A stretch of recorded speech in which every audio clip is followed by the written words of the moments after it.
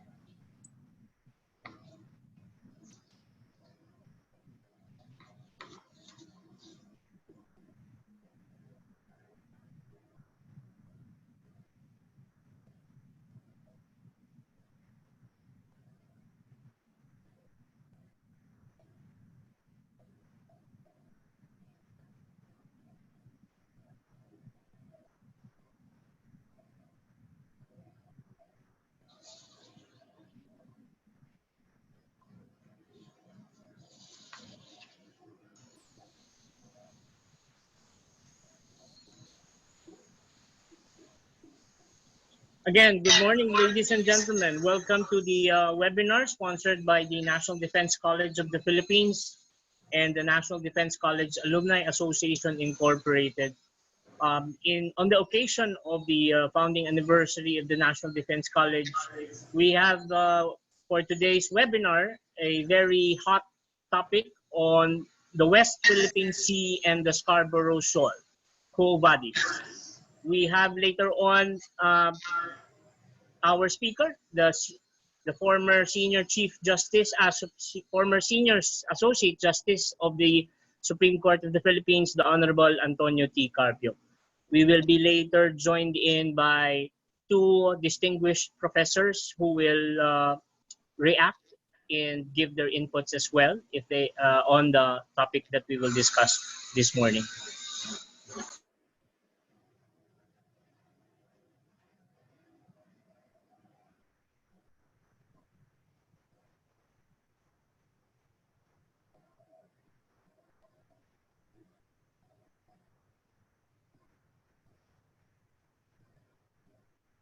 Okay, before we start, let us first have the rules or the netiquettes for and reminders for this forum.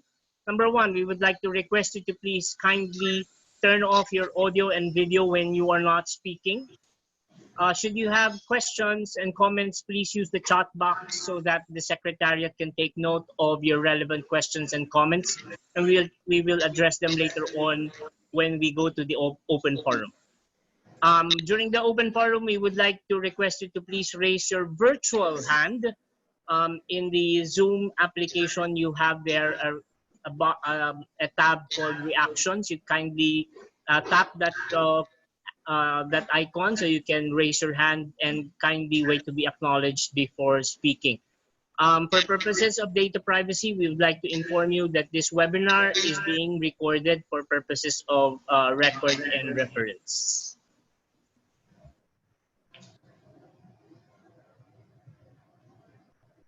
Since this is the National Defense College of the Philippines, and this is an academic institution on defense and strategic thinking, we adopt the non-attribution policy, or otherwise known as the Chatham House Rules, where we encourage open dialogue, and the National Defense College and the Alumni Association have a very strict policy on non-attribution policy.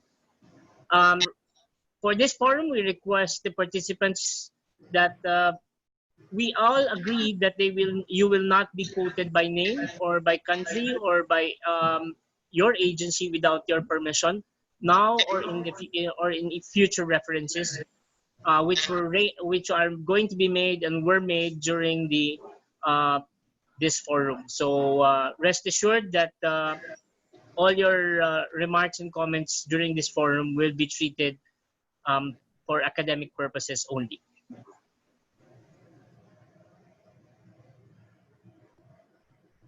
It is my honor and pleasure, ladies and gentlemen, to introduce the President of the National Defense College of the Philippines, Brigadier General Archimedes H. Viaje, Armed Forces of the Philippines, retired PhD, MNSA, for his opening remarks. General Viaje. Thank you, Captain Cunha. Retired Supreme Court Senior Associate Justice Antonio T. Carpio, NDCP AAI Board of Trustees and Officers, headed by President Benjamin G.P. Espiritu, presidents and alumni of various MNSA regular classes, representatives of the 13 second S classes, representatives of the 28 ECNS classes, students of the first EMNSA class, NDCP faculty and staff, and to all present today at this webinar, ladies and gentlemen, a pleasant morning to all of you. Today, we're going to talk about a central topic in Philippine defense and security discourse, something that our national security administrators and practitioners are definitely interested to know more and hear about: the Scarborough Shoal and our possible next steps over this very strategic feature in the West Philippine Sea. The West Philippine Sea issue is not just purely political or military in nature.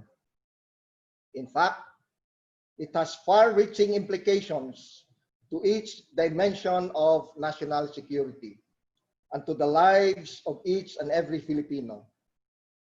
As current strategic trends reflect more holistic and collaborative approaches to national security, we should continue to stress on the importance of each and every government agency, business, civil society organization, and individuals in securing the future of our country.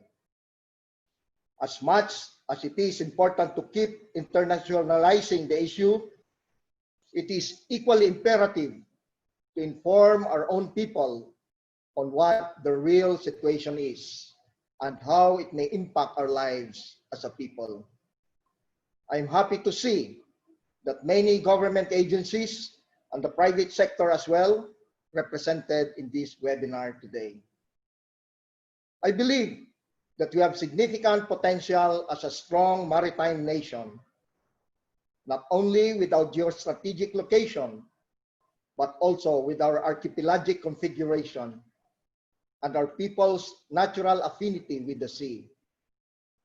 We have more than 7,000 unsinkable ships, and it should be of top priority to learn how to navigate our waters and use our archipelago to build bridges and not barriers between places and people and between generations.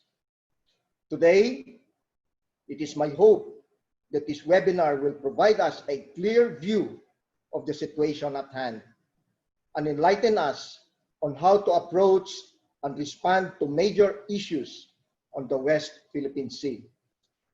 The extensive experience and years of research of our speakers will enlighten us and provide us with critical information we'll need to address standing issues. We are privileged today to hear from one of our country's legal luminaries who has been instrumental in our legal battle for our rights in the West Philippine Sea, retired Supreme Court Senior Associate Justice Antonio T. Carpio, as he speaks on this very important issue. Joining him as discussant is one of our esteemed academics on defense and security, Dr. Renato Di Castro and Professor Richard Heydarian.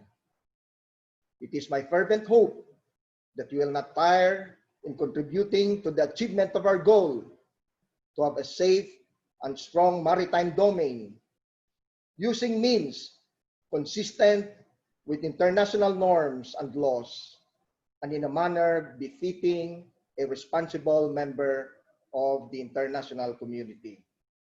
Once again, welcome to the NDCP AAI webinar on Scarborough Shoal, Quo Vadis, and I wish you all a great morning. Thank you, President Piahe. I have the honor now to introduce our speaker, who holds a baccalaureate degree in economics from the Ateneo University in 1970.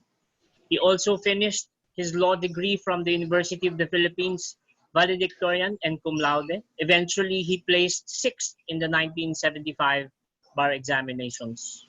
As a student, he was editor-in-chief of the Gidon, the official student publication of Ateneo de Manila, managing editor of the Philippine Collegian and chairperson of the editorial board of the UP Philippine Law Journal, a distinguished professorial lecturer of the UP College of Law until President Fidel V. Ramos MNSA appointed him as Chief Presidential Legal Counsel in 1992.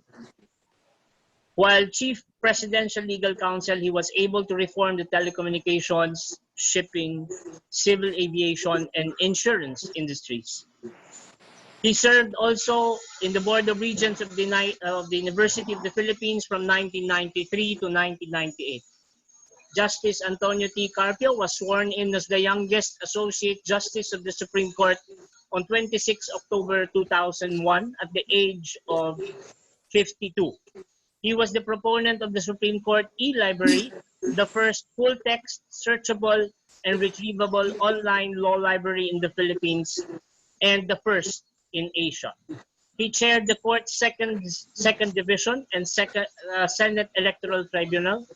Upon his retirement from the court on 26 October 2019, he left no backlog in his docket as a magistrate. For his distinguished and exemplary service to the Republic, he was awarded the Presidential Medal of Merit by the President in 1998. A 2015 Outstanding UP Alumni in Public International Law, Justice Carpio is a respected lecturer on the West Philippine Sea in various local and international forums covering 17 countries. Justice Carpio published his research and analysis of the West Philippine Sea issue in an ebook entitled The South China Sea Dispute, Philippine Sovereign Rights and Jurisdiction in the West Philippine Sea. Ladies and gentlemen, fellow security administrators, I have the honor to introduce and present to you the Honorable Senior Associate Justice of the Supreme Court, Antonio T. Carpio. NDCP President, Yae, and other participants of this forum, a pleasant morning to everyone. I assume that you have watched my YouTube video lecture on the sovereign rights of the Philippines in the West Philippine Sea. And let me just add to what I have presented in that lecture, just to explain further.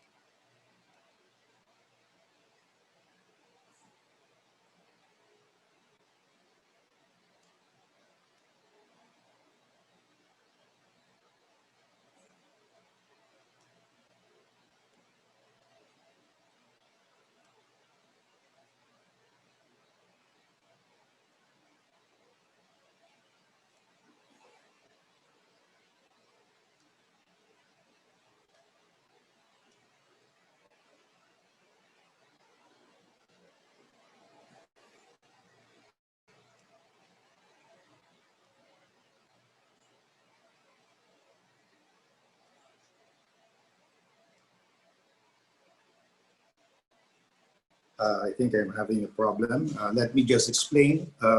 If you've seen the 1734 Pedro Murillo Velarde map, I have stated there in my lecture that the Spratlys are shown in that 1734 map as part of Philippine territory, and Scarborough Shoal has also been shown as part of Philippine territory in that map.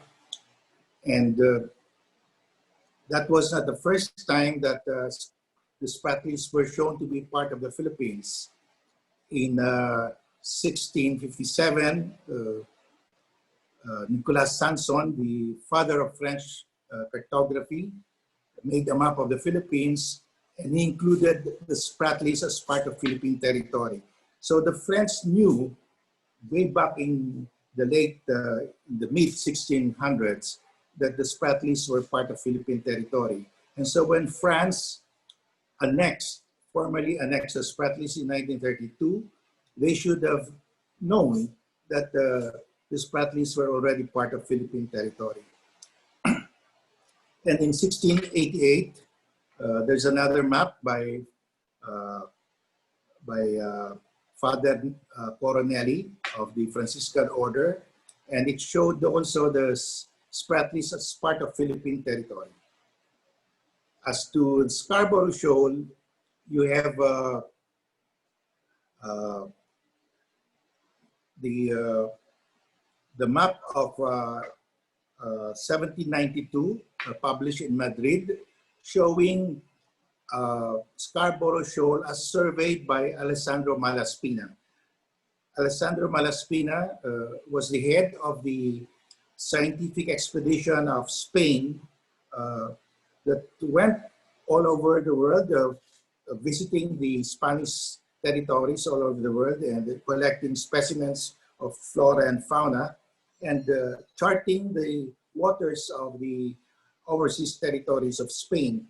And Alessandro Malaspina went to Scarborough Shoal in 1792, and he charted the waters. He made depth soundings of Scarborough Shoal, and that is in that map of 1792, because Scarborough Shoal was already famous by the time.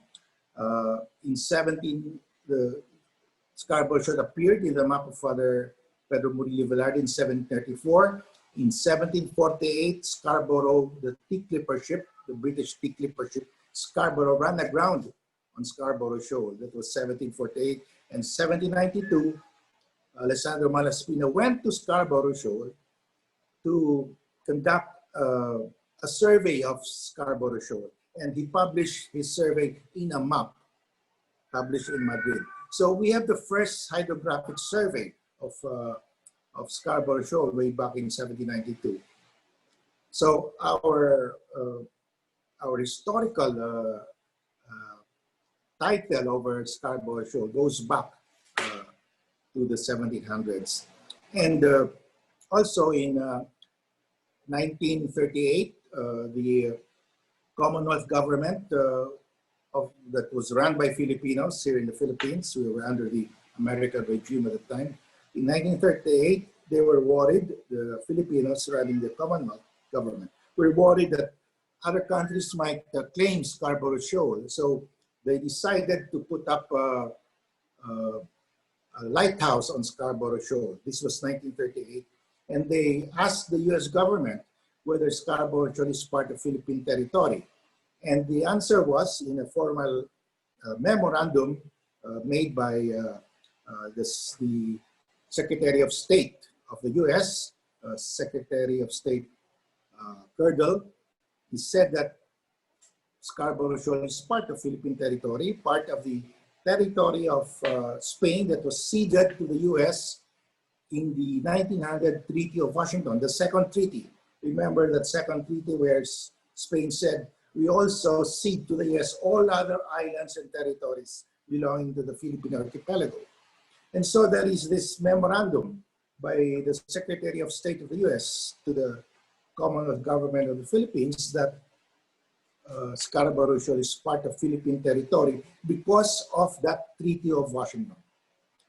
So our title to our claim to Scarborough Shoal is very solid. We have all the records, and these are all historical records long before China claimed Scarborough Shoal.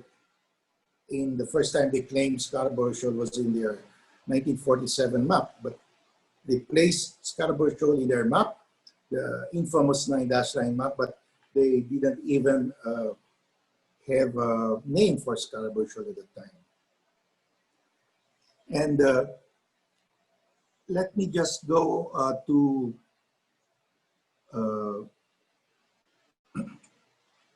the claim of some false claims of China. There is this propaganda of China in the internet that the Cairo Conference of 1943 awarded the Spratlys to China. That was the conference among Roosevelt, President Roosevelt, Churchill, Prime Minister Churchill, and President Chiang Kai-shek of China in Cairo. But if you look at the Cairo Declaration, there was no statement there that the Spratlys would be handed down, would be given to China. The statement was territories illegally seized by Japan from China will be returned to China. But the Spratlys was not illegally seized by Japan from China. When Japan seized the Spratlys in 1939 and established their submarine base in Ituaba, the Spratlys were not occupied by any country, and China had not claimed the Spratlys in 1939.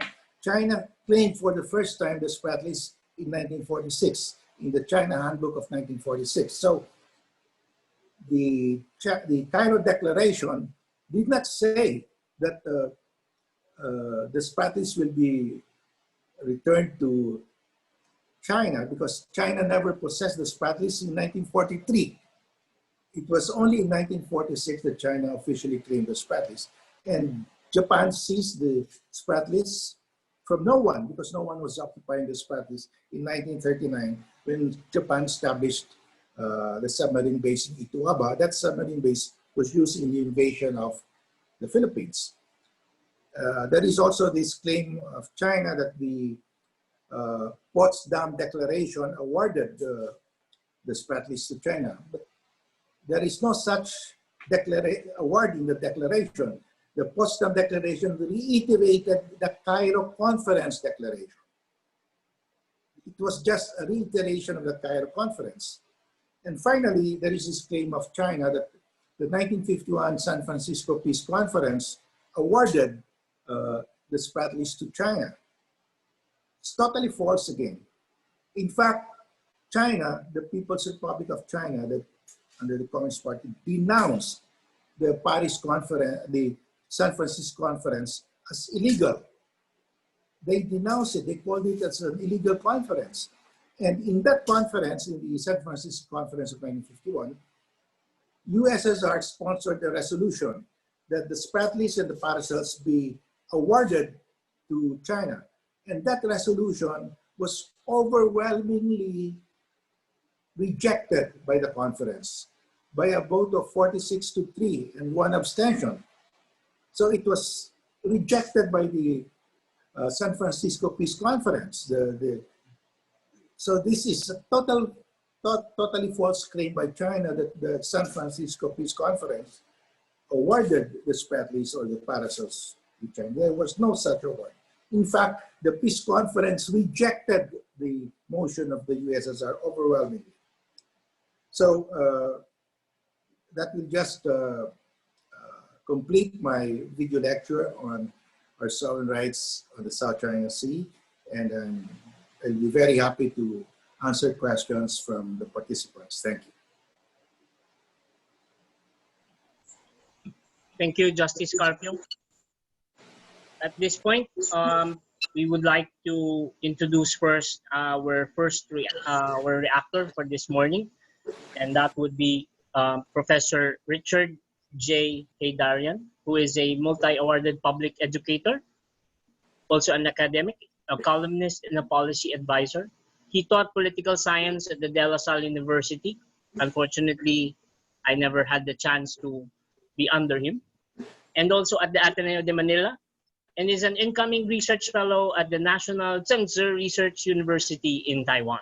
He is currently the resident analyst of GMA Network, a columnist for the Philippine Daily Inquirer, and a regular opinion writer for leading global publications. His latest book is The Rise of Duterte, a populist revolt against elite democracy, which was among the Financial Times reviewed best of weekend long reads and described as a superb monograph on the Duterte phenomenon, grounded in political theory and Philippine history.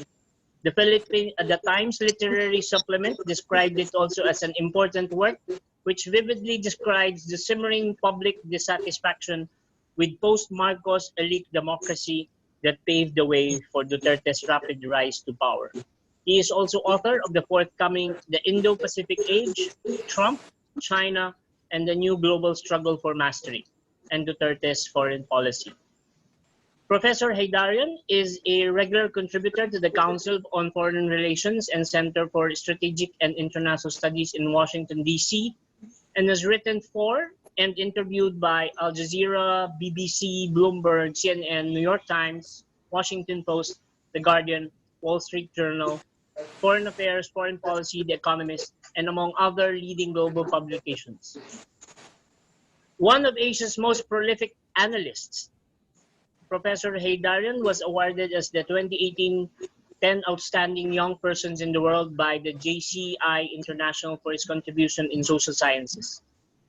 He's a prolific speaker in the world's leading universities in Harvard, Stanford, Columbia, York University, Australian National University, among others, and in other major global conferences on Asian geopolitical affairs. Ladies and gentlemen, please welcome Professor Richard Javad Haydarian.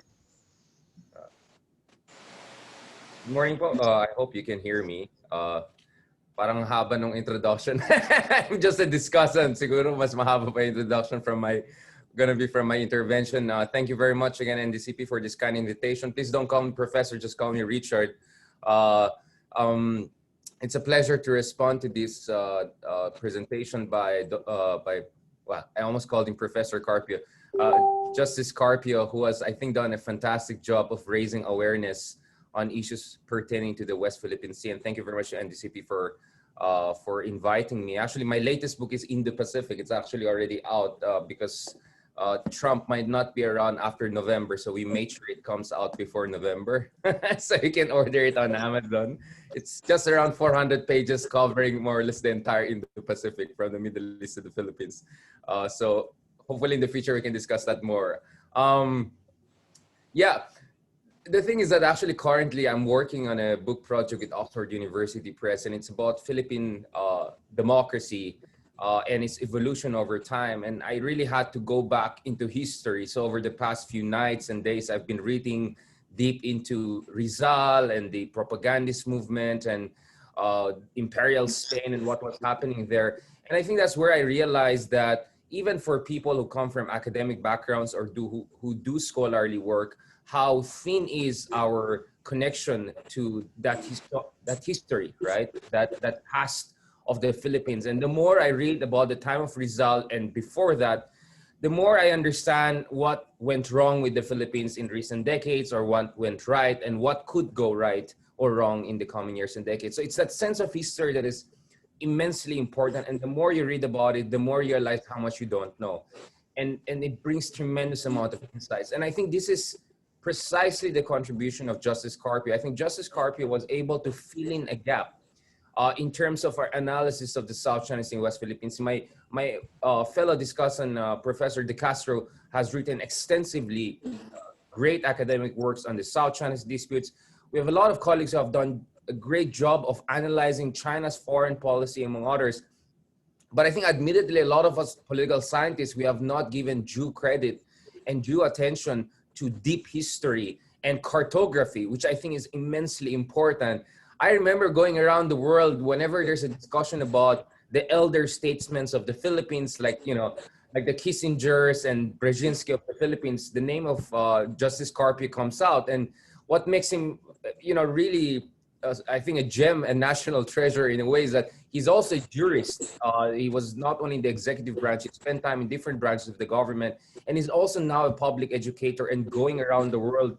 Honestly, I cannot find any other parallel, not even in China, someone like Justice Carpio, who has done such a great contribution of raising awareness about, these maps about the past that I think a lot of us were not paying attention to. Now, you could argue how much, these maps are going to help our case legally, politically, strategically.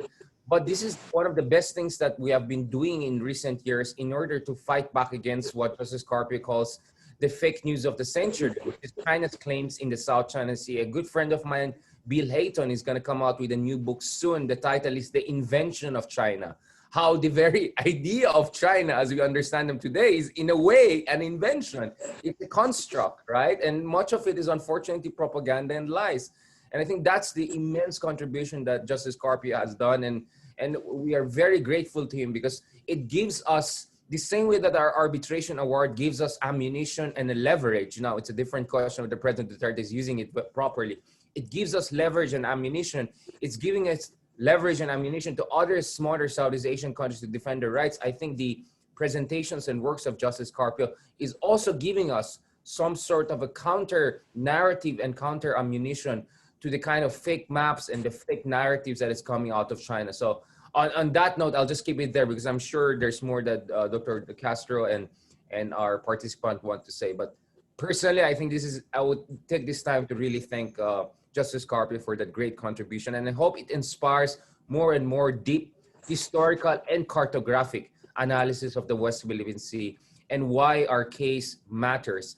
And I'm really, really glad that there's more and more social awareness. Sometimes even people on the street randomly, if they recognize you, they'll talk about UNCLOS, they'll talk about West Philippine Sea, things that I felt were unthinkable just a few years ago. And I think, again, Justice Carpio has done a great job of raising public awareness about that. And just to end on this note, last December, I was actually in Hainan for a conference invited by our friends in China. And one of the discussions I had on the sidelines with some of the Chinese diplomats was this. I said, you always talk about your national sensitivity, your national sentiments, but guess what? We also have national sentiments. We are also very patriotic. We are also very sensitive about our claims in the area. So China cannot just talk about its own sentiments. It has to recognize that nationalism, especially our sense of ownership, our sense of dignity in adjacent waters like the South China Sea and the West Philippine Sea, is also arising. And that's one big factor that our Chinese friends also have to take in consideration when they deal with the country, not only who's the president of the Philippines. I'll keep it on that before I say more controversial things. Salamat po. Thank you, Richard. Next off would be another reactor, a full professor at the International Studies Department of De La Salle University. He holds the Charles Louis Chi Kyung Professorial Chair in China Studies. He is an alumnus of the Daniel Inouye Asia Pacific Center for Security Studies in Hawaii, USA.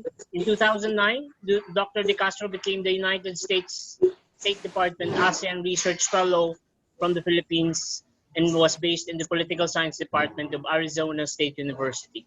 He earned his PhD from the Government and International Studies Department of the University of South Carolina as a Fulbright Scholar.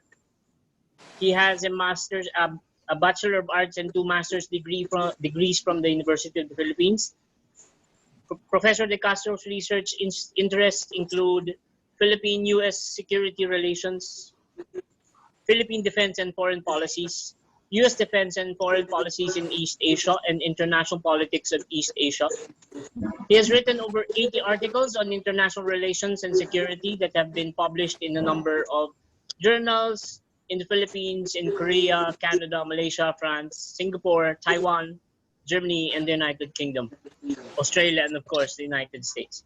Unfortunately, I never had the chance to be under him in my course in international relations when I was in De La Salle University. Ladies and gentlemen, please welcome Professor Renato De Castro.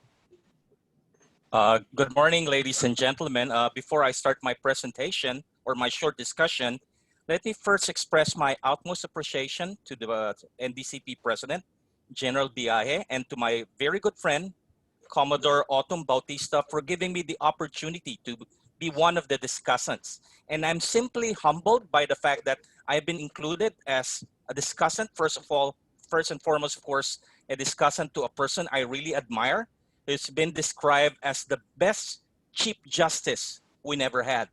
Plus, of course, the advocacy in terms of the West Philippine Sea dispute. And of course, to our well-traveled and well-published academic, compared to me, I'm just a lowly academic based in one small university, just conducting my classes every day.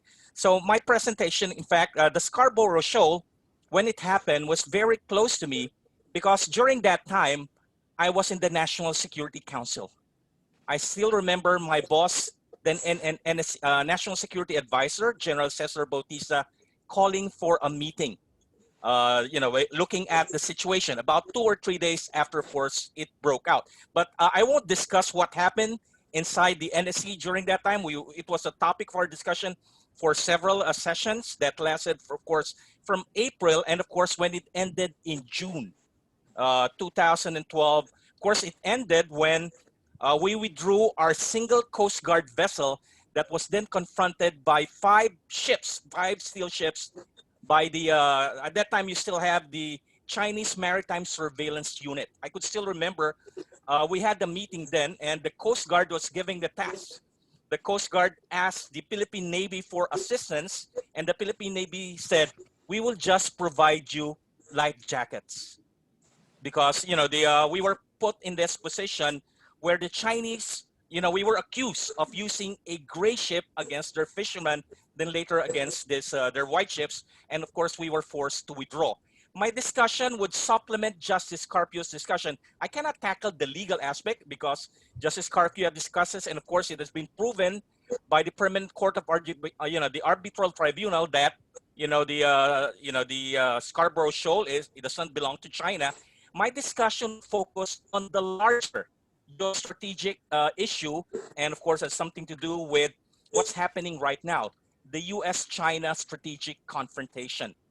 In 1996, an American scholar from Yale University came out with an article in International Security, and it's talking about Asia. At the time that Europe was celebrating the end of the Cold War, it was Europe, and of course, other parts of the world was very euphoric about the fact that the nuclear holocaust did not happen. But then you have, at that time, I think he's around 30 or 40, and he came out with the article, Asia is different. Asia characterized by simmering rivalries and by the fact and the possibility that countries in Asia would fight over rocks. I think has become prophetic.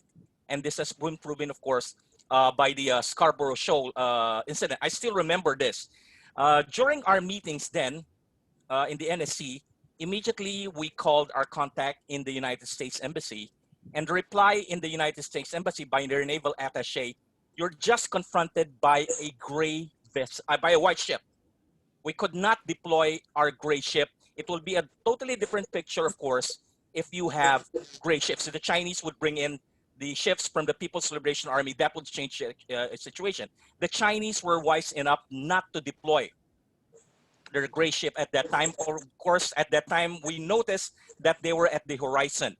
My mention this has to do with the fact that the Scarborough Shoal at that time, why we were focused on the Scarborough Shoal, was already gaining international traction. Remember, a few months before the Scarborough Shoal incident happened, this was April 2012, in November 2011 in Canberra, President Barack Obama declared the rebalancing to Asia. And at that time, the Philippines was seen as, from Washington, D.C. as the exemplar. We were the country that would benefit most from the rebalancing. And of course, you have President Aquino basically saying, we welcome the rebalancing. At that time, it was called strategic pivot to Asia because of the fact that we're confronted with emergent China. And of course, the rebalancing has something to do with constraining China by putting American naval power as something that China would have to take into account. So this was a classic situation. And of course, at that time, although I don't know, I was not, my pay grade was not high enough, but there was talks about the possibility of invoking the Mutual Defense Treaty, given the fact that the situation has really become tense. By May, it has become tense when China started to apply other pressures against the Philippines, stopping the sale of, the Chinese importation of bananas, then stopping the entry of Chinese tourists into the country. So this was at that time that the Aquino administration realized the danger of being economically interdependent with China. Of course, this current administration has a different take. So we realized when China stopped the entry of Philippine bananas, then we realized that we could not simply say that we could separate the territorial disputes from other issues, because China, having the upper hand, having the greater comprehensive power, would use other means to basically put pressure on the Philippines. So there was already tension. Let me go back again to, at that time, the possibility. Of course, Washington was very much aware of the fact that the Philippines might invoke the Mutual Defense Treaty. Then, of course, this created a major dilemma for the United States. Number one, of course, this is an issue that we often raise to our allies regarding what's the coverage of the Mutual Defense Treaty. Will it cover areas that are under dispute, the Spratlys, and of course also the issue, will this, will we have, of course this is something that raised by most Filipinos, that the U.S. Congress would have to declare war. That's not necessarily the case, because the U.S. President, under the War Powers Act, could deploy American forces without the consent or the concurrence of the United States Congress. In several instances, if you look at the records of U.S. use of force, you have about 206 cases where the United States had used force. In only 4 cases did the U.S. Congress declared war. You have, of course, the War of 1812, the Mexican-American War, the 5, the Spanish-American War, the First World War, the Second World War, the Korean War, the Vietnam War, and other military actions that the United States have applied to, when the U.S. used force, Congress was never concurred to. So, but of course, this is always a dilemma on the part of the United States. The second, of course, was it basically exposed to the Washington and to the Obama administration the limits of the strategic rebalancing. The purpose of the strategic rebalancing is only to impress upon China that it will have to take into account American military power, but it was never a deterrent strategy. At that time, of course, there was also, the US was also put in a dilemma in the case that if it uses force against China, then this could trigger a major conflict. On the other hand, if the United States will not do any action, then American credibility would suffer from the eyes of other American allies. So the Scarborough Shoal was already affecting Washington. Although it was happening here near Zambales, it was already also being discussed in Washington, D.C. So in the end, of course, it came out in the newspaper accounts that you have the under-the-table deal. There was a deal between the former Chinese ambassador to the Philippines, I forgot her name, and at that time, Kurt Campbell, about the possible withdrawal. Of course, we, the Philippines, abided by that decision to, the deal to withdraw. The Chinese did not, and the Chinese occupied the Scarborough Shoal. In 2015, when this has been mentioned by Justice Carpio in a number of speeches, that the Chinese were already bent on starting the dredging and constructing a artificial island where they would, of course, build their radar station or communication station. This was the time that the Obama administration raised the possibility that the United States would use force. This was the time when, at that time, PACOM Commander Brian Harris said, will we go into war because of Iraq? The United States was forced, referring to the Scarborough Shoal. And when President Xi Jinping visited Washington, D.C., this was the time when he was asked by Barack Obama, are you really bent on militarizing the South China Sea? This is the time President Xi Jinping said, no, I do not have any intention. Of course, going back to the present, you have a different situation right now. You have a clear-cut US-China strategic confrontation. And recently, of course, Secretary Pompeo in his statement mentioned that the United States will help the Philippines in whatever means to recover Scarborough Shoal and other land features. But of course, we know what will happen if the United States would assist us. This will mean a major conflict, and we'll be right in the middle. So, in his advocacy, Justice Carpio is raising not only the legal issues, but more importantly, the larger geopolitical picture, which would affect us not only as individuals, but as a nation. So I end my discussion here. And again, I would like to commend Justice Carpio for his, not only for what he's saying, his views, but more importantly, his advocacy. An advocacy that future generations of Filipinos would have to take into account and would appreciate. Thank you very much for your attention. Thank you, Professor De Castro.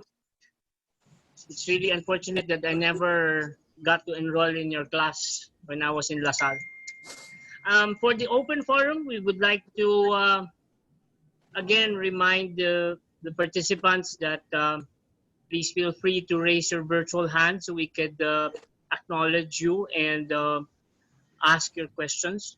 For the first question would be coming from Mr. Mike Malyari from OJ5 at the General Headquarters, AFP.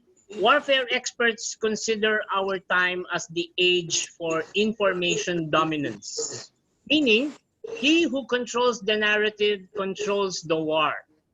How can the Philippines take on or dominate the Scarborough narrative when the domestic political arena is preventing any heightening of tensions or breaking of relationships, especially economic ties, now with our northern neighbor called the province of China or China?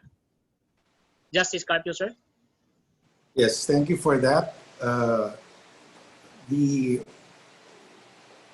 To fend off China's claim to the South China Sea, we have to have our own narrative. But our narrative must be founded on solid legal and factual basis. Because even if you invent something, it will be exposed, like the Chinese 9-dash line. We have exposed it. So we started with our foundation, which is the arbitral ruling.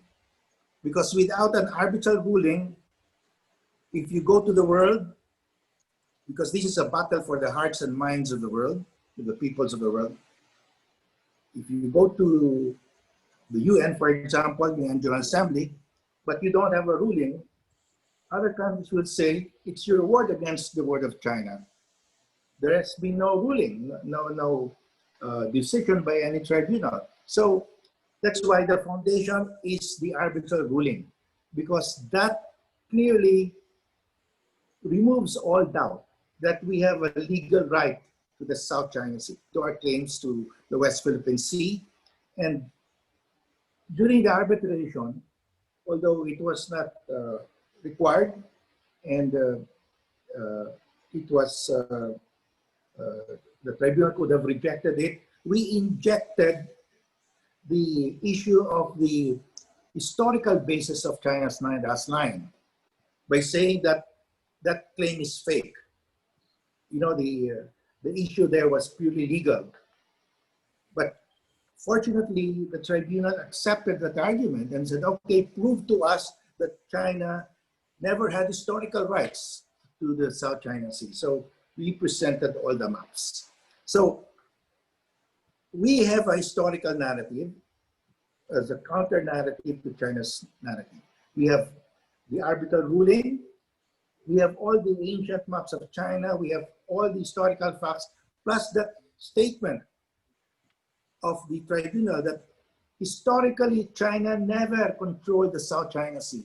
There is no historical basis to China's 9-dash line claim. So we have the foundation. And if we go to the United Nations General Assembly, we can explain all of this. And China cannot counter this because we have a final arbitral ruling. And that ruling includes the historical basis. So we have to build on this. This is a battle for the hearts and minds of the peoples of the world because, as you know, China is a nuclear armed power, and there is nobody in the world would want to go to a nuclear war with China over rocks in the South China Sea. So we have to win this battle through the rule of law because war is not an option and it's never been an option. So that's why when we planned this arbitration and how to enforce the ruling, the next step was supposed to go to the UN General Assembly, which is the locus of world opinion, because all the countries of the world are represented in the General Assembly. And when they adopt a resolution, that is the expression of the opinion of the world. But unfortunately, the present administration doesn't want to go to the UN. But in any event, we will spend this time to educate the Filipino people and the rest of the world on the legal and historical basis of our claim. And when the right time comes, we will go to the UN General Assembly. Thank you.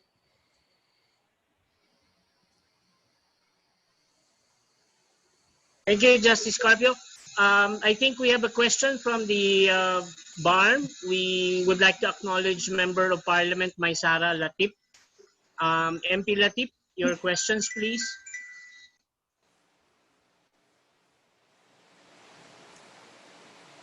Hello.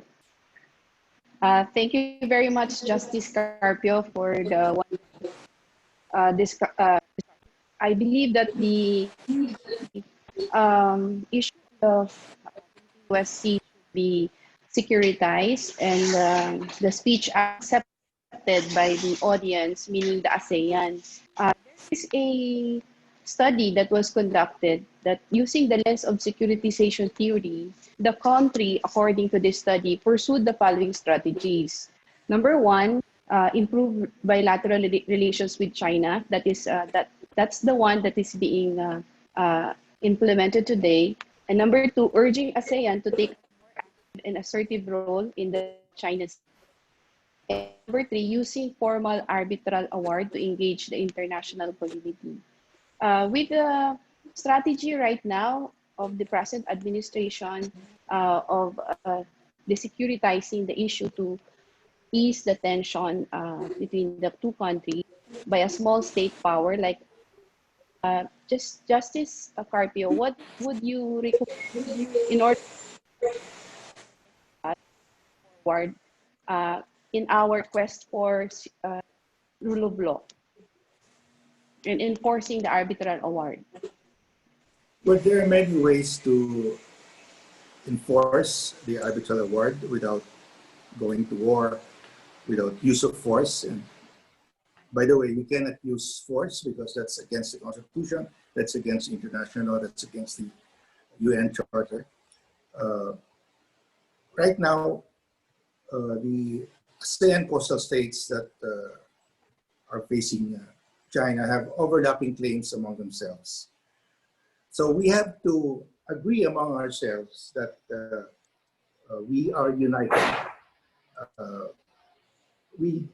With the ruling that there is no geologic feature in the Spratlys that generates exclusive economic zones, there will be no overlapping EEZs from the Spratlys that would overlap with the claim of Vietnam, Malaysia, or the Philippines. So the three countries, and even Brunei and Indonesia, agree that there is no geologic feature in the Spratlys that generate an EEZ. And therefore, we can easily demarcate, agree on our sea boundary with respect to our exclusive economic zones. When we speak of exclusive economic zones, you of course exclude territorial sea because by definition, exclusive economic zones do not include territorial sea. So there will be no conflict with territorial claims. So we should agree with Vietnam on our extended continental shelf, with Malaysia on our overlapping exclusive economic zones, and we present a united front against China. The basis of this agreement is, of course, the arbitral ruling stating that there are no geologic features in the surface that generate EEZ. So by state practice, we reinforce the ruling. And also, we can file our extended continental shelf in the South China Sea. Malaysia filed last December its extended continental shelf, the second claim that Malaysia filed. But we have not filed any extended continental shelf in the South China Sea because we don't want to offend. We don't want to offend China. But when we file our extended continental shelf, we actually reinforce the ruling. Because when you file an extended continental shelf, your extended continental shelf will start at the edge of your exclusive economic zone. So the foundation of that claim for extended continental shelf is the arbitral ruling. You are quantifying the arbitral ruling. There are many ways to fortify and enforce an arbitral ruling without confrontation with China. We can do it ourselves. We don't need China to fortify the ruling. There are many ways of fortifying the ruling without getting the consent of China. So, of course, the most robust enforcement of the ruling is the freedom of navigation operations of the US and other naval powers. Because when they sail in the West Philippine Sea, their basis in sailing in the West Philippine Sea and conducting military naval drills is that the West Philippine Sea is the exclusive economic zone of a coastal state. And when they do that, they affirm the ruling of the tribunal that we have an exclusive economic zone in the West Philippine Sea. That is the most robust enforcement of the arbitral ruling, the freedom of navigation operations of the US and other allies. We can join the FINOPS operations if we want to. It's a very strong assertion of the ruling. There are many ways of enforcing the ruling without the consent of China, without being confrontational with China, or if you want, we can join the FINOPS operations of the US and its allies, which will be which is a stronger assertion of our sovereign rights. But all these freedom of navigation operations are peaceful means of asserting sovereign rights, because freedom of navigation is an international right under UNCLOS. It's a right of every coastal state. When you exercise your right, your legal right, that is not use of force. You are exercising a lawful right, and it can never be a threat to anyone. When you exercise a legal right, it cannot be a threat to anyone. Thank you. Thank you, Justice Carpio. Perhaps I'd like to ask Richard a question. Again, I'd like to rephrase that question of Mike earlier. Knowing that you have an understanding of how the Duterte mind thinks, no? The question that I'd like to rephrase and re-ask again is: how can the Philippines dominate the Scarborough narrative when the current administration is trying to avoid breaking cordial relations with China? Yeah, thank you very much for that question. I mean, honestly, I've been writing in South China and China for quite some time, but populism is also another thing that I've been writing for quite some time, precisely because the two are now intersecting, particularly in the case of President Duterte, but also in the case of President Trump, among others. I've been trying to kind of develop a kind of a theoretical framework to understand the Philippines' foreign policy. And one provisional framework I adopt is it's similar to the Putnam's theory of two-level analysis. So for me, when it comes to President Duterte's policy, the administration policy, you have to have a two-level analysis. So it's a double balance. So I think on one hand, President Duterte, to a certain degree, has correctly recognized that historically we have been too dependent on the United States, and that the United States' credibility as an ally at some points was questionable, whether I remember very well during Montauk in Harvard University, Joseph Nye was one of the key speakers, and he was actually a top official in Pentagon during the Clinton administration. And when the issue of mischief brief came out, he was very adamant. This is just a few years ago. He was very adamant that the United States had no dog in the fight, like let it be. And I was honestly, as a Filipino and not only as a scholar, I was really disappointed because I know for a fact that in 1995 and 1996, the Clinton administration sent 2 aircraft carriers to essentially defend Taiwan against provocations and military drills by China. And at the same period, they were taking this kind of bahala kayo dyan stance on the mischief reef. And on the Scarborough Shoal, once again, I'm quite privy to the discussions behind the scenes. Again, the Obama administration came short in terms of reassuring that. So I think we had to recognize the fact. And in fact, the Trump administration, top officials of the Trump administration also recognized the fact that there was, from the Nixon administration all the way to Obama administration, a certain degree of wishy-washiness and lack of reliability in terms of America's commitment to us in the South China Sea. Gladly, we have been correcting that. And this is where I think the Trump administration is not getting as much credit. If you look, for instance, at what Secretary Pompeo did last year when he visited the Philippines in March, for the very first time, we have a top official from America, their highest diplomat, coming and saying that the Mutual Defense Treaty covers South China Sea because the South China Sea is part of the Pacific. And he also specified that any attack on our troops, on our vessels and aircrafts will be covered by the Mutual Defense Treaty. Even more interesting was a few months later, now former Ambassador Sung Kim suggested that even gray zone attacks, yung mga militia, state-sanctioned attacks by China and other countries could be covered by the Mutual Defense Treaty. I've never saw any kind of reassurances like that in the past from American administration. So we're getting some positive, I think, reassurances that we were not getting in the past. And if you look at the July policy statement by Secretary Pompeo of the United States, look at the language. I mean, we had a talk with CSIS in Washington, D.C. the other month, and one of the speakers was U.S. Assistant Secretary for East Asia. And I said, sir, I mean, if you read the statement, it's as if the U.S. is backing our claims over the Mischief Reef and Second Thomas Shoal, right? If not Scarborough Shoal and if not Spratlys. So what I'm trying to tell you is that there were certain gaps in our alliances with the United States, and fortunately that is being fixed. And my sense is even if Biden becomes the next president, this correction can be carried over based on the conversations I'm having with some advisors of Vice President Biden and who knows, maybe President Biden. So we're seeing that. But the second level is you have top officials in the government, the Foreign Secretary, the Defense Secretary, now Chief of Navy, Admiral Bacordo, among others. They also make sure that any kind of balancing away from US will not necessarily mean us jumping in the Chinese bandwagon. So you see constantly corrections, statements and policy-wise by different officials in the Philippine government. And credit to the Duterte administration, particularly folks like Secretary Lorenzana. Finally, we are building and upgrading our facilities on the grounds dyan sa Pag-asa, things that we have not been doing for quite some time.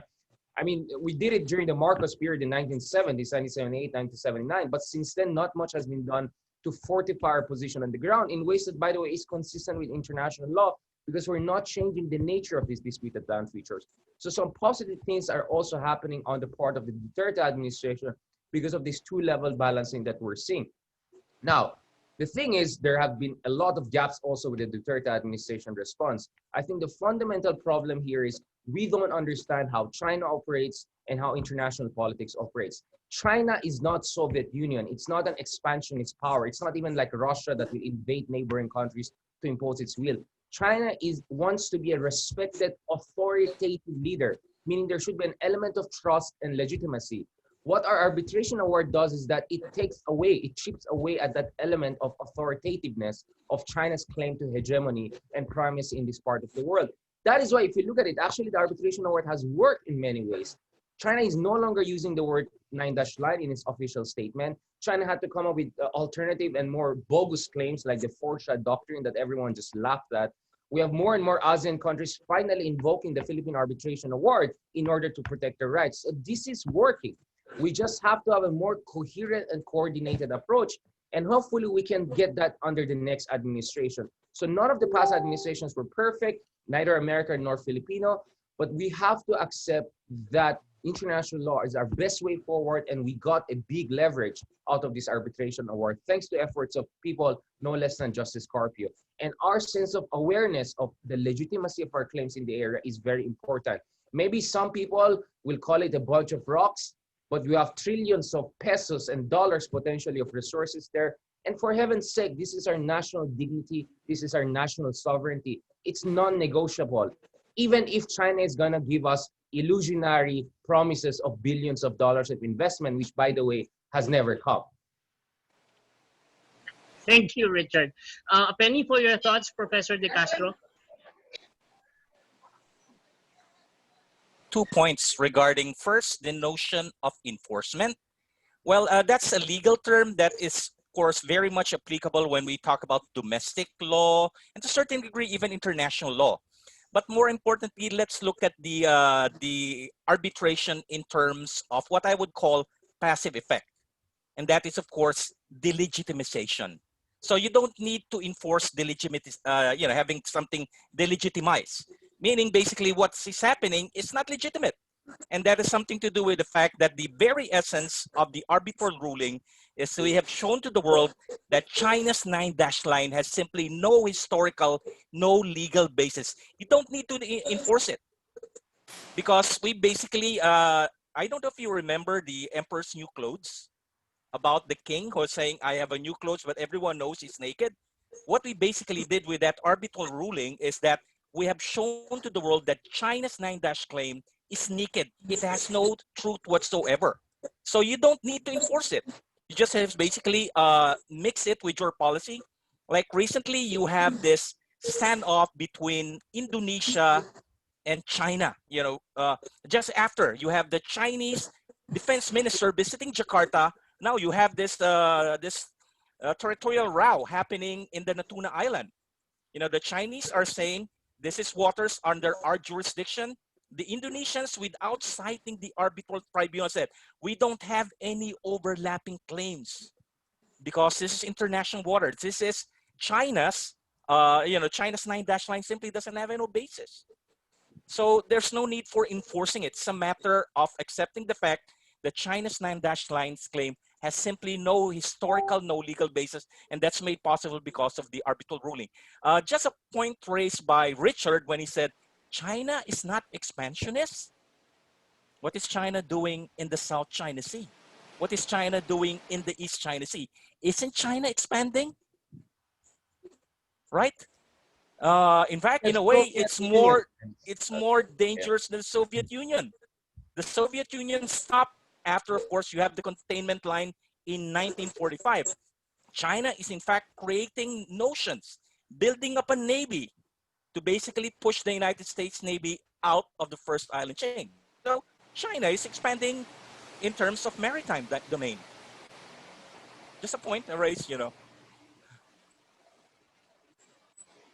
Yeah, just to clarify, sorry, I yes, just have Richard, to please. that. I mean, by the way, factually, actually, China invaded Vietnam in 1979 to impose their will a la Soviet Union. So those facts we cannot question. In 1988, there were ugly skirmishes with the Vietnamese, but we're talking about post-Cold War China. And when you look at post-Cold War China, it operates in a very subtle way. And I agree with Dr. De Castro. In a sense, actually, China's subtlety compared to Soviet Union makes it even more dangerous, not to mention that China has far more resources than the Soviet Union ever had. So I'm not trying to downplay the threat from China. What I'm saying is that even if China is expansionist the way it is in adjacent waters, even if China is a big threat in terms of exporting kind of a surveillance technology that assists a lot of authoritarian regions around the world, we can go through the list, right? The fact of the matter is that this is also an old civilization, an old empire. This is the era of an old empire that wants to claim the kind of tributary system based on a certain degree of legitimacy and acquiescence, right? So in that way, Soviet Union is incomparable to today's China. So I agree, China is expansionist, even in a more dangerous and subtle way. And that's why we have to respond accordingly. So thank you very much to Dr. De Castro for agree with you. clarify that, because that was a very good point. Yeah. Because a point I raised, and this is something that we could discuss. is China is, and this I think something like Bill is raising, China is not an ordinary, it's not a nation state. It's still an empire. Yep. And remember your geopolitics, going back to history. Empires expand when they are rich and powerful. Empires contract when they are weak. And right now, China is powerful. China is wealthy. As in any empire in history, it has to expand. And we are, of course, at the receiving end of China's maritime expansion. Sorry if I reacted that way, Richard, but when you mentioned not expanding, oh gosh, we are at the receiving end of China's expansion. That's why we have this advocacy with Justice Carpio. We're awakening the Filipino nation that this problem would not be solved in 1 or 2 generations. This is something historical. We're at this juncture in time when we see this empire, which, remember, Napoleon described it as a sleeping dragon in the early 19th century. Don't wake up this dragon, because if it wakes up, it will shook the world, and it's happening right now. Yeah, we would like to ask the dragon also of the Philippines, Justice Carpio. Eagle of the Philippines. Oh, yeah, he's a blue eagle, by the way. Yeah. He's a dragon slayer, not the dragon. Dragon slayer. Justice Carpio, what do you have to say? Yeah. Yeah, Justice Carpio, sir. May medyo Yes, yeah. Well, we have to understand, I agree that China is powerful, China is rich, and if you look at history, powerful and rich empires expand. And but we have to understand that the world has changed. Before 1945, war was a legitimate means of acquiring territory. You just go to war, if you win, the territory is yours. But under the UN Charter, war has been declared unlawful, illegal. War cannot be a valid means of acquiring annexing territory. And you have, of course, the ICC, International Criminal Court, where if you commit crimes against humanity, war crimes, the individual leaders of a country that committed a crime will be personally liable. So the world has changed since the time of Thucydides. But of course, the motive of big empires, rich empires, to expand is still there, but they have changed their methodology. They try to wrap their aggression through legal means. So China is saying, oh, we own the South China Sea since 2,000 years ago. They're trying to put a legitimate cover for their illegal aggression. And that is why China cannot overtly invade, because that will, of course, be a clear violation of the UN Charter. So it's doing what we all know as a creeping expansion, cabbage strategy. Yep. Expanding, but short of declaring war, short of any action that would fall under the category of war. So, but the motive is still there to expand, but they have changed their strategy and tactics.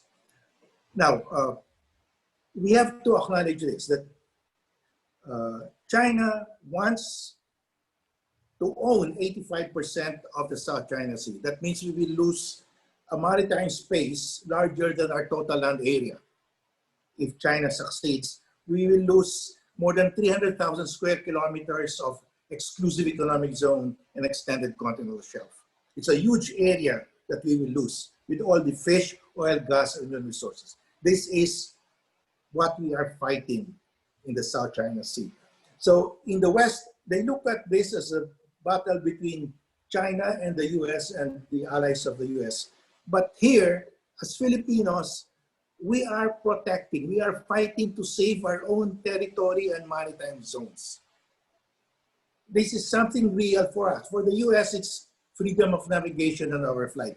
But here, we are fighting for territory, for maritime space that belongs to us. Now, China is saying that if the US can have its Monroe Doctrine in the Caribbean, it should have its Monroe Doctrine in the South China Sea. But there's a big difference. Under the Monroe Doctrine, the US did not claim the resources of the Caribbean Sea. The US just said European powers get out of Latin America. But the US did not say we own the Caribbean Sea, all the fish, oil, and gas there belongs to us. They never did that. China is saying we have to have our own Monroe Doctrine, but their Monroe Doctrine is different. They're claiming everything. They're replacing the European powers. They want to be the imperialist power to claim what belongs to other countries. So it's a different ballgame. China is saying we are entitled to our own Monroe Doctrine. No, it's a different thing. The US never claimed the resources of the Caribbean beyond their, at that time, 3 nautical mile territorial sea. But China is claiming everything within the 9 dark line, which is a huge area. So, bottom line, we have our own battle. This is not about China versus the US. This is between Philippines and China because we have islands, we have territories and huge maritime state that we will lose if we do not do this correctly. For the US, they will not lose territory, they will not lose exclusive economic zone. And in the end, I think China will agree with the US that in the EEZ, there is freedom of navigation, including naval drills, because China is now a naval power. It has to go to the Baltic Sea, to the Mediterranean Sea, to conduct naval drills there. And if it follows its own policy of securing the consent of the adjacent coastal state just to conduct naval drills, then they will not be able to exercise to sail their ships, their naval vessels freely all over the oceans and seas of the world. So China in the end will behave like the US, like a naval power should act, like what the UK has been doing before World War II.